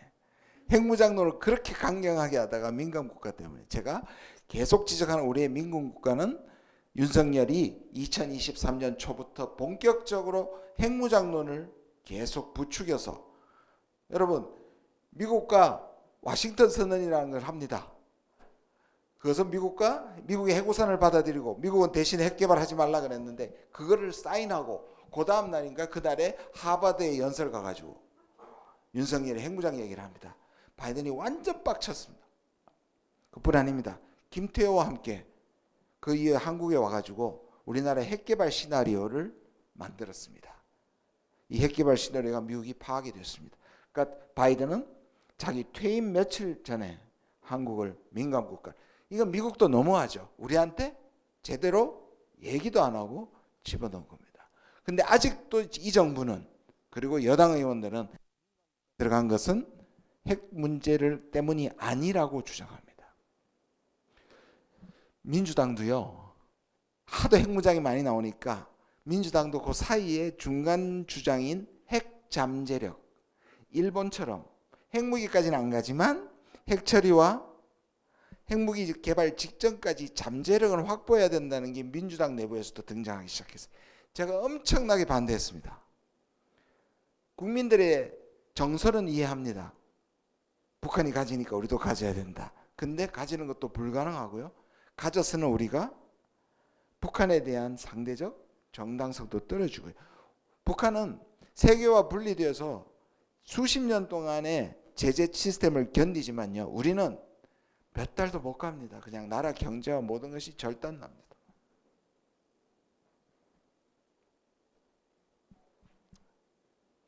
자, 트럼프는 우리한테 지금 동맹 정책과 경제 정책, 그러니까 하나는 안보고요, 하나는 경제입니다. 경제는 아시다시피 보호무역을 통해서 관세, 그리고 동맹 정책은 분담금으로 표시됩니다. 자, 여기에서 트럼프에 대한 이해를 좀 하셔야 되는데요. 제가 잠깐만요. 어디 있어? 예. 제가 국회에서 결의안, 한미동맹 지지 결의안에 제가 반대 토론을 했습니다. 한국 국회 사상, 역사상 동맹을 지지하는 결의안에 반대 토론하는 사람들 다 어리둥절했습니다. 제가 했습니다. 했던 이유는 한미동맹 자체를 반대하지는 않지만 트럼프한테 동맹을 강조하는 것은 완전히 스스로 우리의 머리를 호랑이 아가리에 집어넣는 것과 같기 때문입니다. 트럼프의 세계관을 이해해야 됩니다. 트럼프는요, 소련이나 중국이 미국한테 해를 끼친 것보다 동맹국가 우방국이 미국을 망쳤다고 생각합니다. 미국을 이용해서 자기들의 배를 불리고 안보는 무임승차하고, 그러니까 그들은 거머리라고 부릅니다. 실제로 제가 그 반대 토론하면서 말씀을 드렸습니다. 리치, 그러니까 동맹국은 미국의 거머리다. 피를 빨아서 그 대표적 국가가 한국, 일본, 그리고 멕시코, 캐나다, 유럽입니다. 그래서 트럼프는 러시아의 편은 들더라도 오히려 동맹은, 그래서 이렇게 얘기합니다. 혈맹? 오, 우리 너한테 피 흘렸어. 그 피값 내놔. 이렇게 되는 겁니다. 근데 지금 아직도 뭐라 합니까? 한미동맹의 특수함을 설명해서 트럼프한테 잘 말하면 트럼프가 봐줄 거다. 그럴 것 같아요? 절대 아닙니다. 특수한 만큼 특수하게 더 내야 되는 겁니다. 그래서 제가 지금은 동맹을 강조할 때가 아니다. 오히려 여러분 트리도 캐나다 상이 미국의 관세를 물릴 때 트리도의 연설을 한번 보시면요, 한쪽에서는 타협적인 자세를 보지만 한쪽에서 이렇게 얘기합니다. 미국과 싸우기를 원하지 않지만 미국이 우리한테 이런 부당한 대우를 하면 우리는 싸울 것이다. 왜냐하면 캐나다는 그렇게 싸워서 지켜야 할 가치가 있는 나라다. 좀 뭉클했어요. 우리나라 이렇게 할 수 있을까요? 저는 다음에 이재명 대표도 이렇게 할 수 있어야 되는 겁니다. 싸우자는 게 아니라 적어도 부당한 압박을 했을 때는 그것을 견뎌내고 버텨내는 결기 필요하잖아요.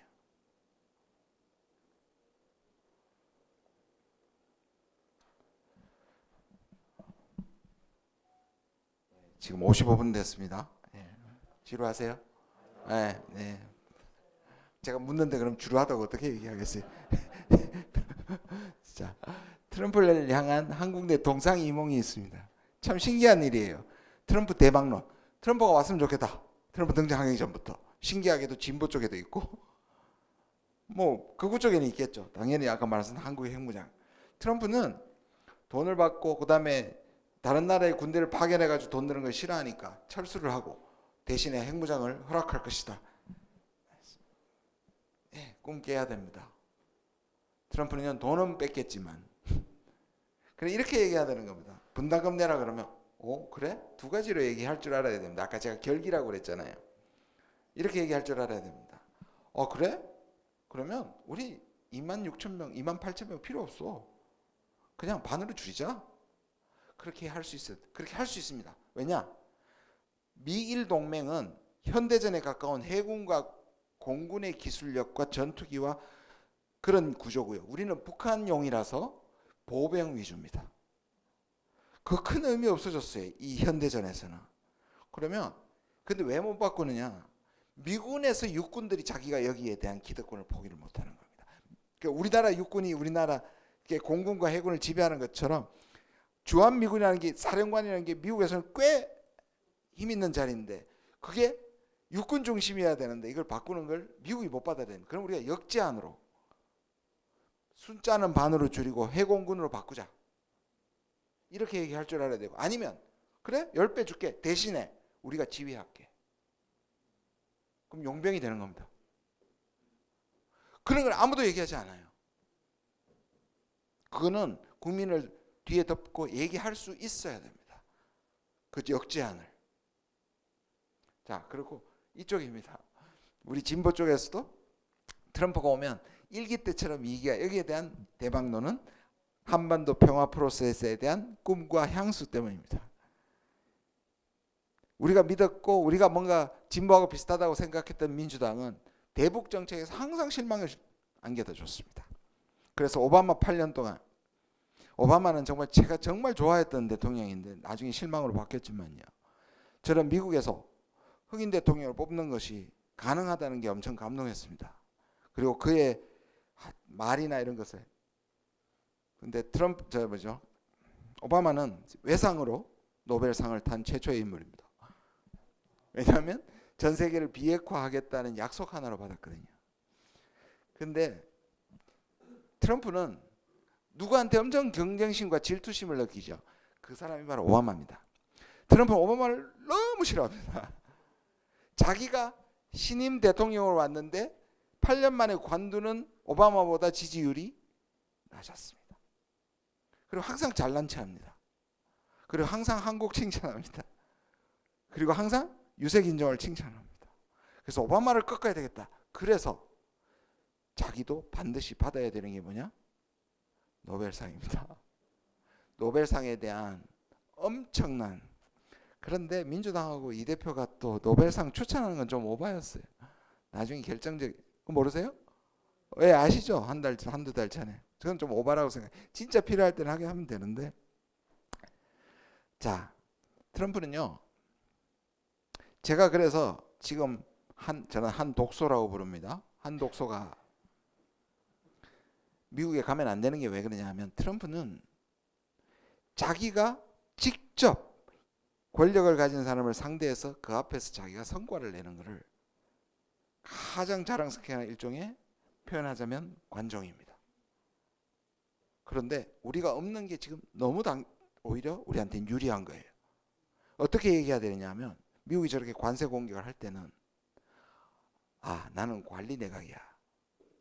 그러나 나한테 얘기해줘. 우리는 협상할 수 없어. 협상의 권한이 없어. 그러면 우리는 한 달 후에 정부가 되니까 우리가 미국 입장 잘 전달할게. 다른 나라하고 먼저 하고 와. 이래야 되는 겁니다. 근데 이 사람이 사욕에 대통령 욕심이 나니까 한국의 공익과 이익을 위해서 망치고 있는 겁니다. 트럼프가 왜 전화했을까요? 단 한 번도 전화 안 했잖아요. 그냥 탄핵 이전에 복귀하기 전에 대행했잖아요.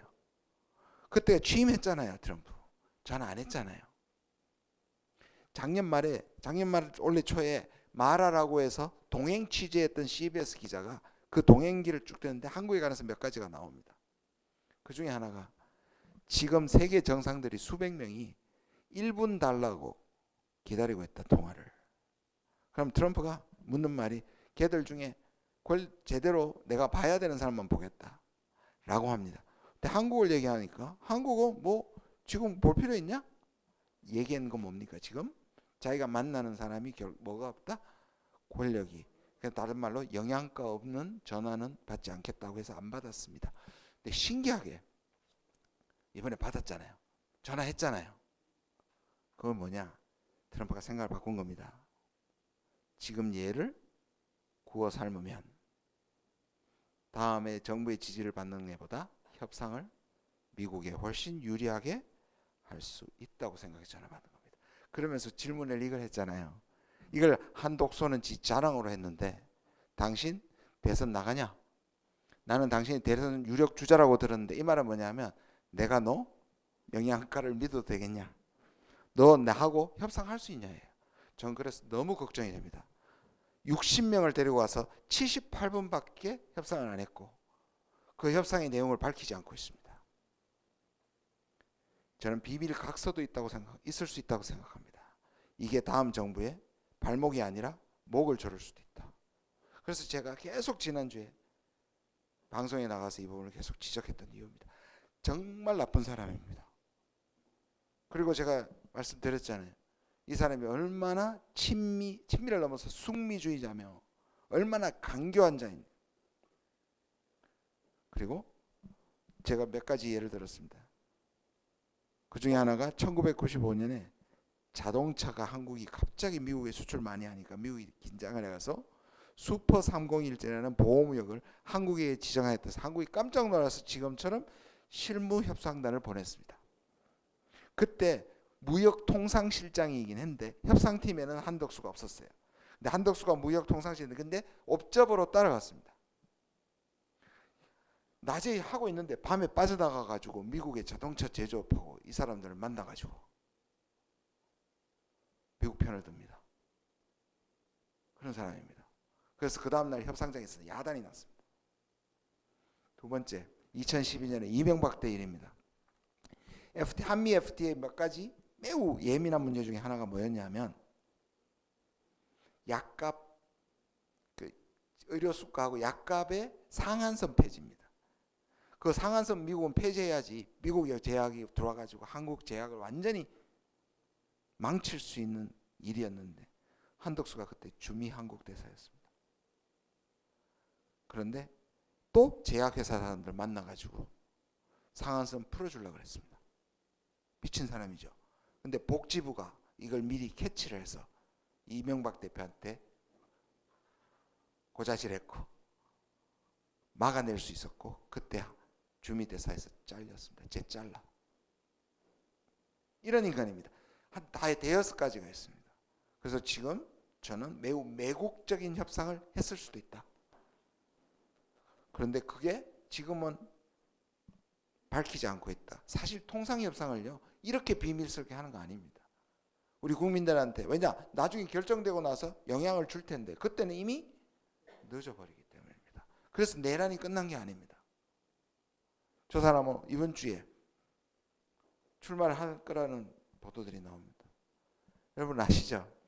보면 한덕수가 총리로 있을 때는 거의 다 죽은 사람처럼 와가지고 앉아있다가 겨우 대답하고 가던 사람이 어제 들어올 때는 이렇게 탁 하고 스타일리시하고 뭐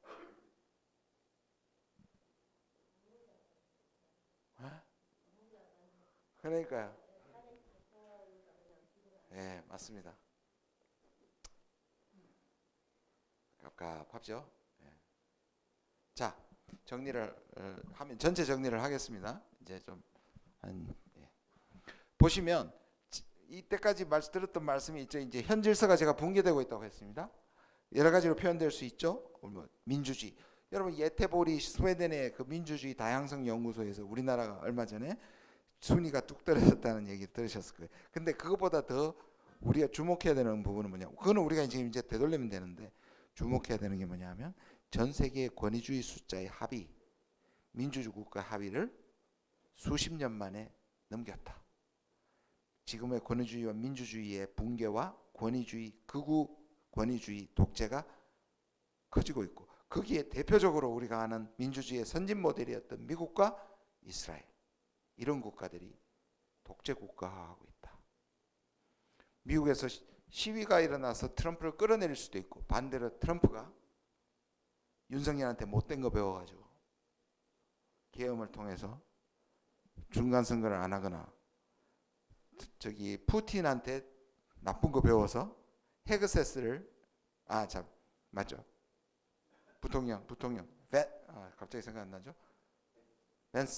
벤스를 다음에 당선시켜서 뒤에서 섭정을 하겠다. 그게 푸틴이 했던 거거든요. 메드베데프와. 그래서 실제로 그런 일이 일어날 수 있겠죠. 그래서 이 현질서가 붕괴되는데 저는 가끔 그런 생각도 들어요. 이러다가 우리 인류 문명이 끝이 나는 거 아닌가 하는 약간 그런 식은땀이 날 때도 있습니다. 뭐 기후 변화도 이제 기후 변화도 미국이 포기했거든요. 트럼프는 그런 거 다 가짜 뉴스라고 얘기합니다. 실제로 기후 변화가 이렇게 심각한데 한 4년 동안 아무도 안 하고 그가 만약 장기 집권하면 우리는 기후 변화 때문에도 인류 문명은 붕괴될 수 있습니다. 그런 위기감이 있어요. 그래서 이쪽으로 가면 다 망하는 거고요. 이쪽으로 가면 희망이 있는 겁니다. 두 가지가 이렇게 있다고 50% 50%가 아니고요. 여기가 좁은 길이고 여기가 넓은 길입니다. 한번 보실까요? 자, 현 질서가 붕괴되고 다음 질서가 등장하지 않을 때 어떠해요? 반동과 퇴행이 벌어질 때 국내 윤석열 내란, 극우 혐오 정치. 국제적으로는 미국 우선주의 또는 제가 말씀드린 배타적 민족주의. 그렇죠? 그것이 국내적으로는 정치 분열 이면 투쟁. 지금 끝나지 않았습니다, 여러분. 저는요. 첫날부터 이재명 후보가 대통령이 돼도 첫날부터 흔들어댈 겁니다. 저 세력은 이미 봤거든요. 대통령제의 가장 장점이 뭐냐면 안정성입니다. 근데 우리가 끌어내렸잖아요, 2번이나. 그럼 저들에게도 뭐로 보이느냐면 흔들면 끌어내릴 수 있다예요. 이거 굉장히 심각합니다. 이거 초기에 다른 당분만 그러니까 압도적으로 승리하는 것도 중요하지만 그 이후에 지금 다음 정부가 물려받을 대외 환경이나 경제나 안보나 다 안 좋잖아요. 그러면 그걸 흔들리지 않게 전 국민들이 시민들이 이거를 받쳐줘야 합니다. 끝나지 않았습니다. 제가 아까 말씀드렸잖아요. 우리 정치 문화와 구조가. 그래서 저는 다음에 민주당 정부가 서더라도 그걸 감안해서 제3당을 살려내 자기를 위해서라도 3당을 살려내고 민주주의 연합 정부를 만들어야 된다고 저는 생각합니다. 그리고 국제적으로도 파편화의 세계 1년문에 전쟁이 막 일어날 겁니다. 제가 이번에 낸 책이 10대 분쟁에 관한 건데요. 우리는 수십 개 분쟁이 아직도 일어나고요. 그리고 우리나라 대만이 가자와 러우즈 다음으로 전쟁 후보지 1, 2위입니다. 자, 생각만 해도 다 끔찍합니다. 자, 이게 이쪽으로 갈 가능성이 매우 많은데 그래도 우리에게는 희망이 있는 것이 아래쪽입니다. 국내적으로는 우리 지금 시작했습니다. 민주주의를 회복했고 헌법을 수호했고 남은 것이 한반도 평화입니다. 그리고 민주세력의 공동정부 수립과 제7공화국입니다. 이게 우리의 시대적 과제와 우리 당의 과제와도 일치합니다. 그럼 국제적으로는 국제협력과 이건 뭐냐? 트럼프가 저렇게 나가면 나머지 국가들이 지켜내야 합니다. 그래서 제가 계속 주장하는 게 뭐냐? 늦게 함께 당당하게입니다. 늦게는 가능한 한 트럼프와 늦게 협상해야 된다는 겁니다. 함께는 이겁니다. 트럼프한테 얻어맞은 국가들의 연대. 유럽, 한국, 일본, 호주, 그 다음에 멕시코 이런 국가들끼리 지켜내야 합니다. 트럼프는 유한합니다. 저는 트럼프가 관세도 성공하지 못할 것이고 권위주의로 가는 것도 성공하지 못할 거라고 생각합니다. 그러면 그때까지 같이 어깨 스크럼하고 국가끼리 이런 국가들이 버텨내야 된다고 생각합니다. 당당하게는 자주적인 그래서 미국한테도 잘 버텨내는 미국하고 반미가 되자는 게 아니라 버텨낼 수 있는 자 그리고 포용적, 협력적, 다극적, 개방적 질서를 회복하는 겁니다. 그리고 희망 하나 더 말씀드릴게요. 저는 국제정치학자이기도 하지만 국가론을 꽤 많이 공부를 했습니다. 국가를 쭉 보니까 국가에 대한 세 가지 한국 모델 빼면 크게 두 가지입니다. 하나는 자유시장 모델이고 하나는 권위주의 국가인데 이게 지금 우리 시대하고 딱 적용을 시키면 됩니다. 영어로는 공적 영어를 퍼블릭 섹터라고 합니다. 사적 영역을 프라이빗 섹터라고 합니다. 이 공적 영역은 국가입니다. 정부죠. 이 사적 영역은 크게 두 가지입니다. 시민사회와 시장입니다. 기업, 시장입니다. 그런데 신자유주의 세계화가 몰려오면서 국가가 너무 약해졌어요. 왜냐? 국가는 독재나 하고 경제나 간섭하는 나쁜 존재라는 것이 서구 민주주의의 결론이었고, 그래서 국가가 힘을 완전히 잃어버렸습니다. 그 결과 우리가 너무도 쟤들 선진국 맞아 할 정도로 팬데믹 때 약점을 보였죠. 국가는 나쁜 존재가 될 때도 있지만 공적 영역이 있어서 시장이 교란시키거나 기업들이 잘못했을 때 반칙 행위자를 처벌하고 국가의 위기 상태에 동원해서 할 수 있어야 되는데, 서구 국가들은 마스크도 제대로 못 만들었고, 왜냐하면 시장 원리를 하다 보니 그 마스크가 돈이 안 되니까 생산을 못했던 거예요. 백신도 1년이나 걸렸고요. 그러면 이 모델은 각 국가가 너무 약해지고 시민사회의 기업이 너무 커진 거죠. 반대로 저 미국이나 유럽의 모델이겠죠. 이건 중국이나 러시아의 모델입니다. 국가가 너무 강해서 프라이빗 섹터가 너무 위축이 되어버립니다. 그렇잖아요. 사실 저보고 댓글에서 너는 왜 맨날 미국만 비판하고 중국은 비판하지 않느냐, 친중주의자야. 그건 내가 전공이 아니라서 그런 거죠. 내가 뭐 모든 나쁜 걸 다 비판해야 됩니까? 근데 실제로 제가 비판 한마디 하자면 러시아의 불행은 푸틴 때문이고 중국의 불행은 시진핑 때문입니다. 그렇지 않습니까? 그런데 한국은요, 기가 막힌 균형을 이루고 있습니다. 사실 균형이 아니에요. 우리 가진 자산은요, 정말 국가, 중국에 가깝죠. 집단주의적인 문화, 그 다음에 계급사회. 전 세계에서 이 신분사회를 돌파하는데 우리는 물론 동학혁명이 있지만 동학혁명이 세상을 바꾼 성공한 혁명은 아니었지 않습니까? 우리나라 양반제가 왜 무너졌느냐 하면 70%가 양반을 사버렸어. 더 이상 귀족의 계급의 의미가 없어져 버렸습니다.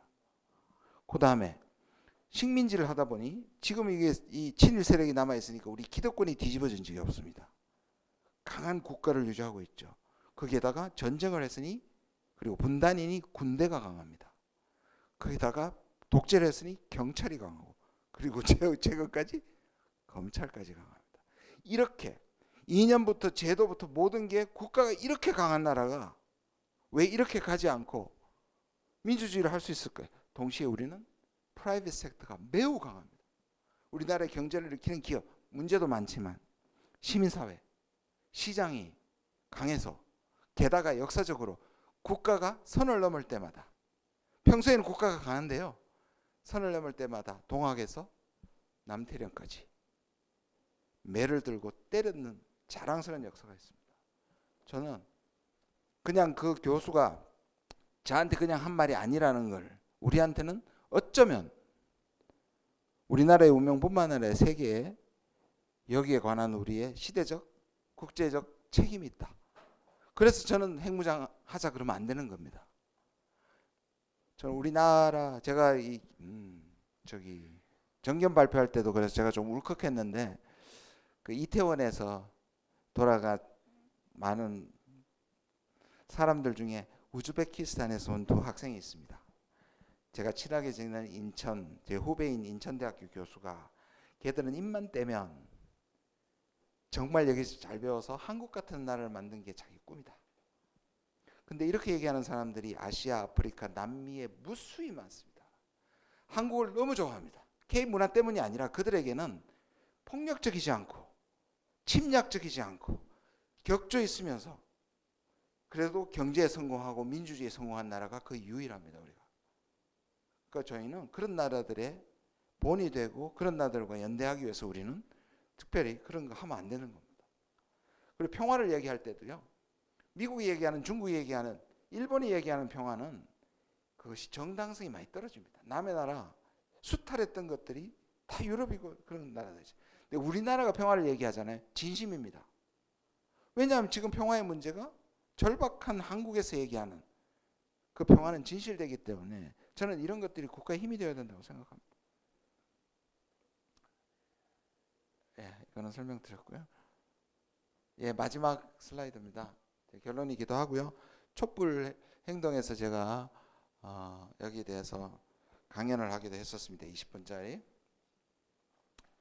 저는 이게 지금 우리의 과제이기도 하고 시대적 과제이기도 합니다. 이거는 그런 결기를 가진 지도자와 그것을 위해서 밀어주는 참 민주 시민들의 합작품이라고 되어야 된다고 생각합니다. 민주. 그래서 이번 저는 빛의 혁명이 아까도 말씀드렸지만 윤석열이라는 한 괴물을 끌어내리는 그 이상의 의미 우리가 다 동의하잖아요. 첫 번째 민주주의 회복입니다. 왜냐하면 아까 말씀드린 세계 민주주의가 퇴조하고 극우가 인류 문명을 망칠 수도 있는 이 시점에서 우리는 민주주의를 회복했습니다. 제가 제일 좋아하는 말이기도 합니다. 민주주의, 인간의 정의로움은 민주주의를 가능하게 하고 인간이 정의롭지 않으면 민주주의를 필요로 한다. 전 너무 좋은 말이라고 생각해요. 저번에 이렇게 신학자 목사니까 인간의 타락은 민주주의를 필요로 하고 인간의 하나님의 형상됨은 민주주의를 가능하게 한다. 이 말이 뭐냐면 어쩌면 전 세계는 성군이 다스리는 것이 훨씬 효율적이고 좋은 세상일 수 있습니다. 근데 이 왕정의 결정적 약점은 독재자 폭군 아들을 낳을 수 있다는 가능성입니다. 그러면 빼도 박도 못합니다. 근데 민주주의는 잘못 뽑았을 때 고칠 수 있는 것을 그 제도 안에 심어 놓은 겁니다. 그러니까 인간의 자기 약점을 미리 인정하고 나빠졌을 때 교체할 수 있는 장치를 마련해왔기 때문에 민주주의는 가장 위대한 제도라고 생각합니다. 이번에 우리가 그걸 증명했습니다. 두 번째는 왜 이번이 평화로 가는 길목이냐? 칸트나 우드로 윌슨이나 마이클 도일이라는 사람은 민주주의 평화, 민주평화론이라는 이론을 만든 분인데요. 이걸 관통하는 철학은 이겁니다. 독재는 전쟁과 가깝고 민주주의는 평화와 가깝다. 국민 대다수의 지지를 받을 수 있는 전쟁은 거의 없기 때문이다. 자, 칸트가 뭐라 그랬냐면 공화정의 평화를 그래서 그 사람이 그것을 영구 평화론이라고 합니다. 영구적인 평화는 어떻게 오냐? 공화정의 성립으로 가능하다. 왜? 권력자들 소수는 자기들의 이익을 위해서 전쟁을 벌일 수 있지만 국민 대다수의 지지를 받는 공화정은 전쟁을 일으키기가 힘들다. 왜냐하면 국민 대다수를 동의를 얻을 수 있는 전쟁은 거의 없기 때문이다. 저는 이 말이 맞고요. 우리가 대만과 함께 전쟁을 막는 길은 온 국민의 의사를 반영할 수 있는 민주주의가 곧 평화에 가장 가깝다고 생각합니다.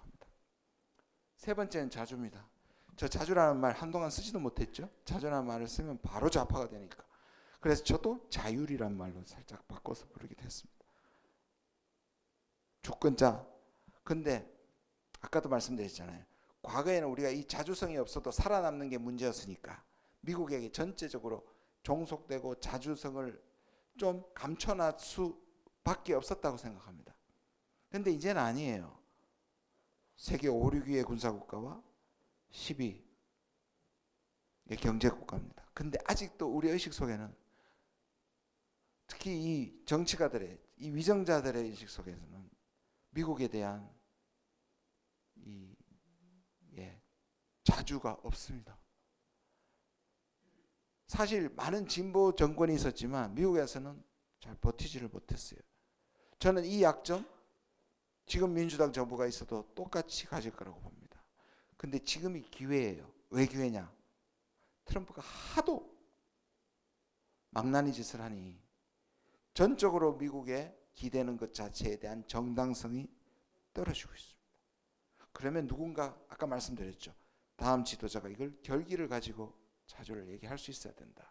그리고 그거를 반미 친중으로 몰아붙일 텐데 그걸 같이 견뎌내 줘야 된다.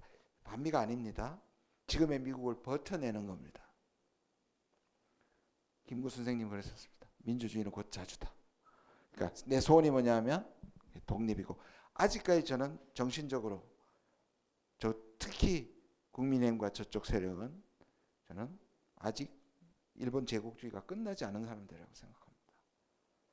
우리가 자주적인 정부를 만들 수 있어야 된다. 그래서 민주평화 자주는 제가 생각하는 제7공화국의 제 개인적인 생각입니다. 그리고 다음 정부가 추구해야 될 과제라고 생각합니다. 예, 경청해 주셔서 감사합니다. 여기까지. 다들 그러실 것 같습니다. 요긴한 시간이었습니다. 지금 그 저쪽에 QR 코드 하나 보이시죠? 우리 김주영 의원님 좀 쉬시기도 하고 저희들 몸도 풀게끔요. QR 코드에 카메라 여기도 있네요. QR 코드에 카메라를 대면 질문이 있고 답변이 있습니다. 거기에 한번 찍어주면서 몸도 좀 푸시고 잠깐 우리 강사님 쉬는 시간도 갖고요.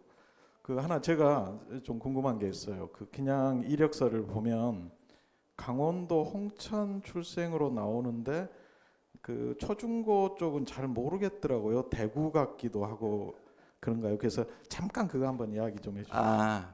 제가 여기 좀 아픈 사연이 있는데요. 제가 어릴 때부터 뭐 아주 어릴 때는 아니죠. 각성하고부터는 대구 사람이라는 게 너무 부끄럽더라고요. 독재자만 탄생시키잖아요. 그래서 뒤져보니까 생각해보니까 제가 홍천에서 태어났더라고요. 아버님이 군의관일 칠 때 근무한 때 제가 첫째거든요. 태어난 건데 나중에 보니까 김진태 같은 인간 때문에 강원도도 별 수 없다 해서 제가 얼마나 이거를 싫어했냐면 대학 다닐 때 그래서 학원을 나가지고 표준말로 배우려고 대구 사람인 게 너무 부끄러워가지고 뭐 그런 흑역사가 있습니다. 예.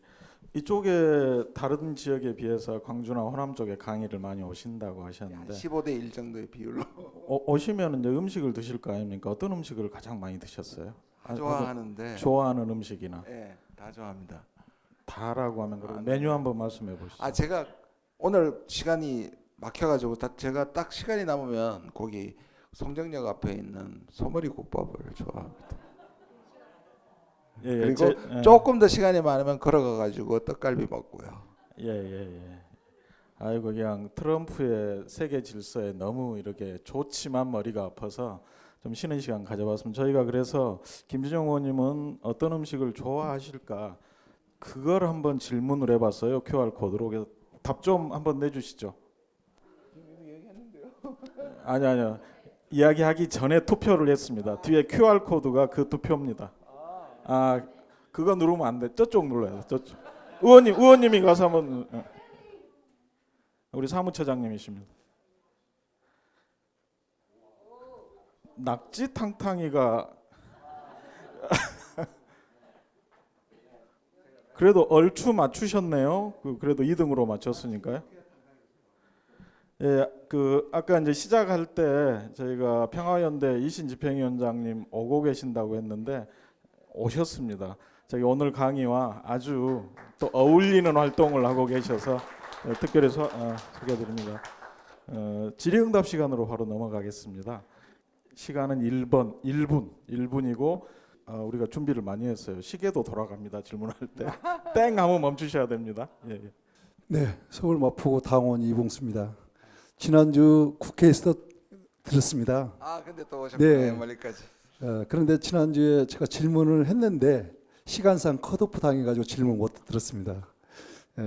한반도 4강 외교 등거리 외교를 윤석열 정부 전무까지는 이 기틀을 유지하고 우리나라가 왔지 않습니까? 그래서 러시아에 우리 현대자동차 공장도 세웠고 윤석열 정부 들어와가지고 제가 알기로는 우리나라 돈으로 10만 원에 팔렸다고 그 말을 제가 들어서 깜짝 놀랐습니다. 그런 상황이고 지금 트럼프 도덕성도 없는 트럼프 시대에 와서 우리 대한민국은 한반도 분단 국가에서 4강 윤석열이가 무너뜨린 4강 국교에 그러면 우리가 등거리 외교를 윤석열 정부가 인조 외교를 했지 않았습니까? 그래서 앞으로 우리 새로운 정부가 어떤 그 4강 외교에서 어떤 역할을 해야 되는가 그거 좀 말씀을 해주시면 좋겠습니다. 제가 조국혁신당에 들어오고 정치에 뛰어든 이유가 바로 저 외교 때문입니다. 윤석열의 외교는 상대가 있는데 저렇게 망가뜨리면 회복하기 힘들다라는 게 제 생각이었고 이렇게 강연했을 때 질문 중에 가장 많이 나왔던 게 이게 회복되겠냐고 하셨던 말씀이거든요. 그래서 저는 아까 말씀한 러시아는 중국 관계는 분명히 좋아질 겁니다. 물론 다음 정부에 왜냐하면 망가질 대로 망가져 있었기 때문에. 근데 우리가 한 짓에 비해서 중국과 러시아는 참았어요. 이게 신기한 게 뭐냐면 중국도 아는 겁니다. 러시아도. 첫 번째 한국이 그만큼 중요한 겁니다. 그래서 한국과의 관계를 되도록이면 깨트리지. 심지어 북한하고도 하면서도 끊임없이 러시아는 한국한테 손을 내밀었고요. 중국도 마찬가지입니다. 그래서 판은 잘 깔려 있다. 그래서 회복할 수 있는 게 저는 분명히 가능하다고 보고요. 아까 구체적으로 1만 루블인데 러우 전쟁이 빨리 끝나야 살 수 있습니다. 2년 안에 다시 10만 원만 주면 사올 수 있습니다. 러시아 사람들이 물론 푸틴이 우크라이나에서 한 사람들한테 한 짓을 생각하면 치를 뜰 수 있는데 우리가 우리 입장을 생각했을 때 러시아 사람들 한국을 정말 좋아합니다. 한국에 대한 호감도 조사하면 90%를 넘습니다. 그리고 특히 좋아하는 게 초코파이를 넘어서 팔도 도시락면 1년에 5억 개씩 먹어 치웁니다. 러시아 말 사람들이 취향을 그대로 저격한 모양이에요. 네, 당원 김태윤입니다. 강의 중에도 잠깐 나왔었는데요. 진보 진영에서도 트럼프를 기대한 이제 이 사실에 대한 내용입니다. 근데 그 기대한 내용이 바로 뭐냐면 역설적이게도 윤석열이가 전쟁을 일으킬 가능성을 놓고 다행스럽게도 전시작전 통제권이 미국에 있기 때문에 진보 진영에서도 트럼프 기대론이 나왔던 것입니다. 과연 우리나라는 언제쯤 전시작전 통제권을 되찾아올 수 있을까요? 거기에 대해서 말씀을 좀 해주십시오. 제가 평생 전시작전권을 가져와야 된다고 했었는데 제가 약간 자괴감에 빠진 게 윤석열 때문이었습니다. 저도 안 가져와가지고 다행이라고 처음으로 생각했는데 그 사실을 인정하기가 너무 싫어가지고 그래도 저는 우리가 갖고 있는 국력이나 지금 상황은 전시작전권 가져와야 되고요. 제가 다음 주 중으로 국회에 대만 유사시의 불개입을 촉구하는 결의안을 민주당 의원님들이나 우리 당 의원님들께서 해주셔서 발의를 합니다. 오히려 다음 정부가 민주당에서 정권을 잡은 다음에 또 그 얘기를 하면 친중 정부라고 막 흔들어댈 것 같아서 오히려 쇄빙선 역할로 해두는 이유가 지금 트럼프나 미국에서는 국력은 약해진 데다가 중국을 견제하기 위해서 대만에 문제가 생길 때 한국하고 일본을 개입시켜서 이 문제를 해결하려는. 그러니까 주한미군이 딴 데 쓰이는 것도 우리는 받아들이기 힘든데 우리 군대가 동맹도 아닌 대만에서 싸우게 생겼단 말이에요. 그러니까 그런 점에서 특히 전시작전권은 반드시 필요하다고 저는 생각을 하는데 이자들이 그거 있잖아요. 한미일이 그 안보 협력 프레임워크라는 걸 만들었죠. 신원식이 동경 가서 그 내용을 안 밝히고 있습니다. 그리고 이자들이 외환죄 분명히 저질스럽고 지금 북한의 침범을 유도한다든지 우크라이나 파병을 한다든지 이런 문제가 이 친위 쿠데타 계엄이 일어나면서 오히려 그게 쑥 들어갔단 말이에요. 저는 이것도 외환죄를 반드시 밝혀야 하고 그런 점에서 다음 정부의 또 다른 과제가 지금 말씀하신 것처럼 전작권을 가져와야 되는 거라고 생각합니다. 그게 아까 말한 세 번째 말한 자주와도 연결이 되는 거라고 생각합니다. 네, 반갑습니다. 존경하는 우리 김준영 원장님을 뵙게 돼서 정말 영광입니다. 그리고 제가 이번 정부에 들어서 물론 파면이 되었습니다만은 저는 당원 주경철입니다. 예, 반갑습니다. 근데 가장 제가 봤을 때는 기초하셨던 신남방 정책과 신북방 정책이 거의 사라다시피 한 게 사실입니다. 그런데 현실적으로 저희가 지금 삼성이라든지 LG라든지 이런 데 나가 있는 국력을 많이 지금 향상시키고 있는 나라는 상당히 많은 동남아 국가들과 아프가니스탄 그쪽 쪽에 많은데 그쪽에 대한 정책이 거의 없어지고 우리가 거꾸로 그 미국 같은 역할을 하고 있지 않은가 지금 생각이 좀 그렇게 들어가고 있습니다. 그래서 한국이 어느 정도 성장이 되었고 했기 때문에 그러한 정책들을 우리가 새롭게 좀 만들어야 된다고 생각을 하고 그런 역할들을 좀 김준영 원장님께서 해주시면 감사하겠다 생각을 하고 있습니다. 이상입니다. 예, 예, 열심히 할 텐데요. 민주당 정부가 그런 인식을 가졌으면 좋겠습니다.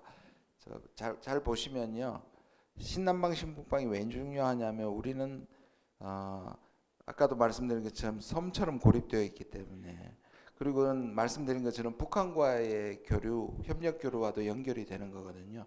그런데 이거를 윤석열 정부는 완전히 없애고 뭐라 했냐, 우리는 인도 태평양 전략이라는 미국의 전략과 일본의 전략을 글자 하나 바꾸지 않고 그대로 사용했습니다. 이건 뭘 의미하느냐, 우리가 해양 세력에 뛰어들었다는 얘기입니다. 그리고 대륙 세력은 북중러는 적으로 삼았다는 겁니다. 그러니까 우리를 둘을 연결시키는 게 아니라 우리가 미국과 일본과 한편이 돼서 대륙 세계를 견제하는, 그렇게 되면 어떻게 되느냐, 우리가 제일 전방이 됩니다. 그래서 제가 이렇게 비유를 했습니다. 미국이 최종 보스고 일본이 중간 보스고 우리는 행동대다. 보시면 이 조폭 영화들 보면 왜 두목끼리 막 앞에서 입싸움 하다가 지들은 뒤로 가고 야 쳐. 그래서 행동대원들만 죽습니다. 그러니까 그렇게 비유될 수 있을 정도로 위험한 상황이었는데, 다행히 저는 그 다음 정부가 이거를 정확하게 인식하고 이런 거죠. 윤석열은 늘 이렇게 얘기했습니다.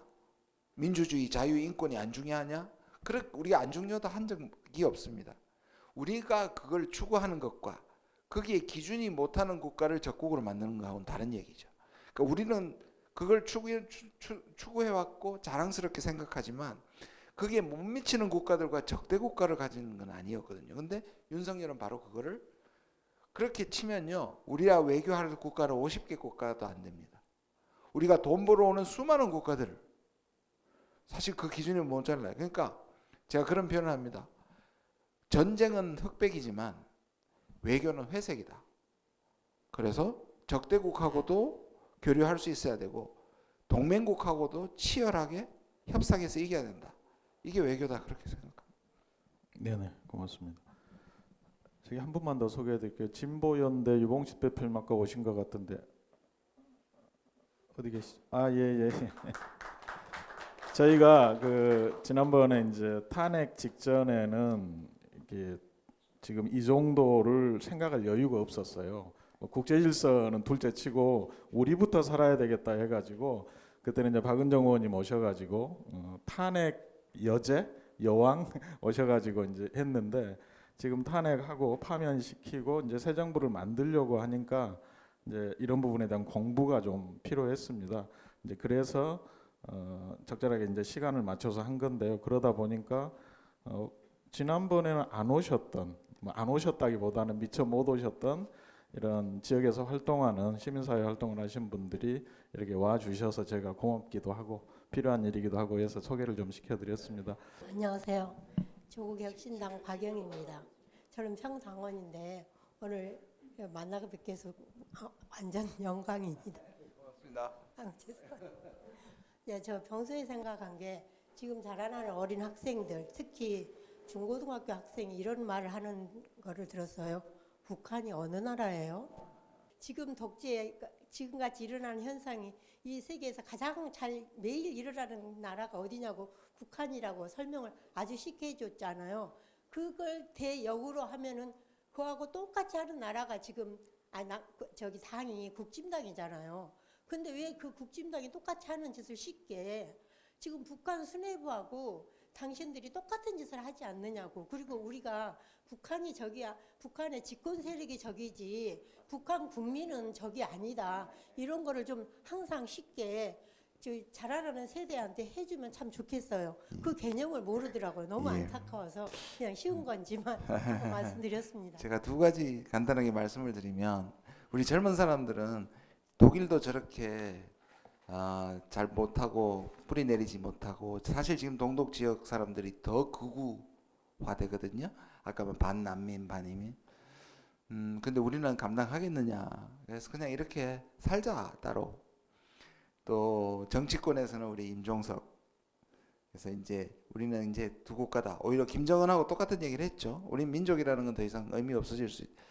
저는 동의하지 않는데 두 가지 점에서 동의하지 않습니다. 첫 번째는 우리는 이렇게 비교를 합니다. 비교 때가 잘못됐습니다. 참 좋은 분단, 평화로운 분단과 참 나쁜 통일을 비교하고 있습니다.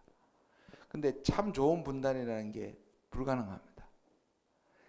가끔 평화로울 때가 있지만 따로 살면 이건 언제든지 전쟁을 품고 있기 때문에 가변적인데, 우리 젊은 사람들 만났을 때 그렇게 얘기하십시오. 나도 너처럼 이 분단이 그냥 평화로운 분단으로 영구적으로 될 수만 있다면 차라리 통일보다 분단이 낫다. 근데 그건 언제든지 전쟁으로 갈 수 있어서 우리가 생각하는 나쁜 통일보다 훨씬 더 나빠질 수 있다고 얘기해야 되고요. 두 번째는, 저는 그 말의 맥락을 했을 때 이해합니다. 그러나 우리는 두 가지 정체성을 어느 하나를 필요에 의해서 버릴 수가 없습니다. 그게 뭐냐면, 두 국가라는 정체성은 국제적으로는 뭐라, 두 국가입니다. 뭐 유럽은 한민족 아니었습니까? 전쟁을 겪었기 때문에 두 국가는 맞아요. 이것도 맞고, 그렇다고 민족이 없어집니까? 민족도 맞습니다. 그런데 우리는 늘 하나로 자꾸 통합시키려고 그래요. 과거에도 그랬습니다. 우리가 당사자냐 중재자냐, 그거 구별할 필요 없어. 우리는 당사자인 동시에 중재자입니다. 당사자는 당사자인데 왜 중재자냐 하면, 북미가 화해하지 않거나 한반도는 절대로 평화가 안 옵니다. 그러나 우리는 이 두 정체성이 불편하더라도 끝까지 통일이 될 때 가져가야 되는 겁니다. 그래서 우리는 한민족도라는 것도 갖고 있고 두 국가라는 것도 갖고 있어요. 불편하죠. 근데 이 불편함은 통일이 될 때까지 우리가 짊어져야 될 십자가다. 그래서 어느 한 인물이 그렇게 얘기한다고 그게 없어지는 게 아니다, 이렇게 생각합니다. 예, 마지막 질문 드리겠습니다. 네, 안녕하십니까. 저는 전라도 담양에서 온 김은사라고 합니다.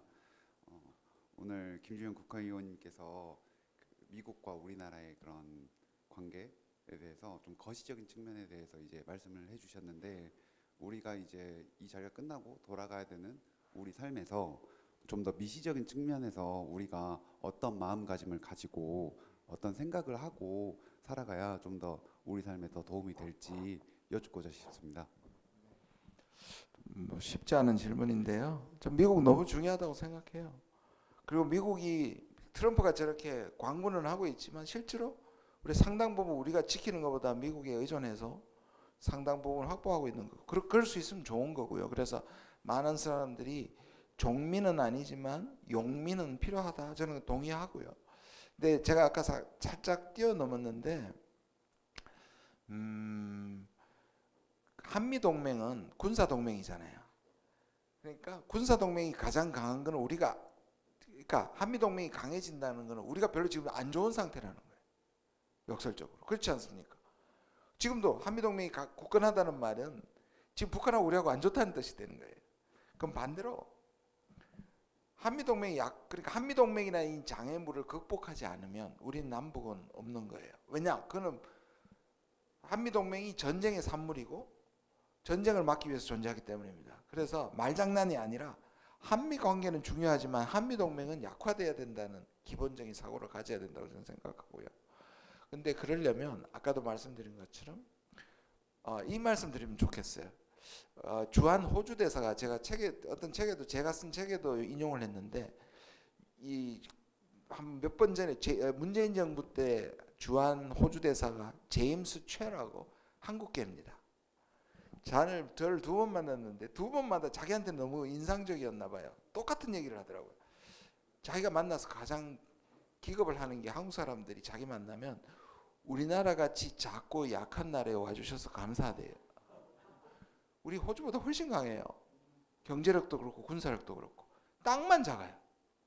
근데 우리 속에 약소국, 우리 약소국 절대 아닙니다. 하나만 국뽕에 또 취하시고 한 번 더 얘기 드릴게요. 우리가 미국에서 저렇게 트럼프가 관세하는데 우리 무기가 있어요. 여러분, 미래 4차 산업을 결정할 BBC라 그럽니다. 네 분야인데요. 실제로 바이든이 네 가지를 전략 영역으로 지정하기도 했어요. 하나가 히토를 포함한 자원이고요. 나머지를 BBC라 그럽니다. 바이오, 배터리, 칩, 반도체입니다. 이걸 BBC라 그래요. 우리가 전 세계에서 일반 전체 제조업은 세계 3위입니다. 1위가 독일, 2위가 중국, 우리가 3위인데요. 이 BBC 분야는 세계 우리가 1위입니다. 그것을 우리가 무기로 삼을 수 있고 우리가 자랑스럽게 생각할 수 있습니다. 저는 그런 점에서 우리가 충분히 미국을 용미할 수 있는, 이용할 수 있는 그런 힘을 가졌기 때문에 우리 의식에서부터 우리가 약소국이라는 생각을 벗었으면 좋겠습니다. 네, 고맙습니다. 저기 질문은 여기까지 하고요. 의원님 그래도 아쉬운 부분이 있을 것 같아요. 마지막 마무리 말씀 한번 해주십시오. 네. 한 30년 된 좌우명이 정치의 꽃은 보셨죠? 많이 들으셨죠? 정치의 꽃은 복지고 외교의 꽃은 평화다라고 생각하고요. 그래서 우리 당하고도 잘 어울리는 것 같습니다. 우리 사회권 선진국도. 왜 복지가 정치의 꽃이냐 하면 아리스토텔레스는 인간은 정치적 동물이라고 그랬습니다. 거기에 정치를 쏙 빼면 인간은 동물이다가 됩니다. 동물의 근본 원칙은 뭐냐? 강자가 약자를 괴롭히고 죽여도 그것이 법칙이 되는데, 인간이 다른 점은 이 정치가 올라가면 약자를 보호하는 것이 인간 정치의 가장 기본이다. 그랬을 때 그걸 실현하는 가장 큰 제도가 바로 복지라고 생각하기 때문에 저는 정치의 목적은 복지에 있어야 되는 것이고, 외교는 아까 말씀드린 것처럼 우리가 배제하는 것이 아니라 이익을 위해서 심지어 적대 국가하고도 전쟁 대신에 할 수 있는 것이 바로 외교이기 때문입니다. 그것을 위해서 더 노력하겠습니다. 부탁드립니다. 조국혁신당 광주광역시당이 준비한 두 번째 특강이었습니다. 첫 번째는 박은정 의원님이 검찰개혁 부분을 말씀해 주셨고요. 두 번째는 김준영 의원님이 이 국제질서의 대격변 그리고 우리의 선택 말씀 주셨습니다. 방금 BBC 이야기했잖아요. 바이오 배터리 칩 이랬는데, 세 번째 특강은 우리 이혜민 의원님 모시고 바로 그 부분에 대해서, 그러니까 아마 이제 좋은 정부가 들어서면 그 이후에 우리가 회복하고 또 더 앞으로 나가는 데 필요한 그런 부분일 것 같아요. 준비되어 있습니다. 아직 날짜를 못 정했습니다. 날짜 잡기가 좀 어렵네요. 그러니까 전국 상황도 좀 여전히 어지러운 부분이 있어서 저희가 날짜가 잡히는 대로 또 홍보를 하겠습니다. 그러면 꼭 좀 오셔가지고 좋은 말씀 듣고 서로 이야기 나누는 시간 가지면 좋겠습니다.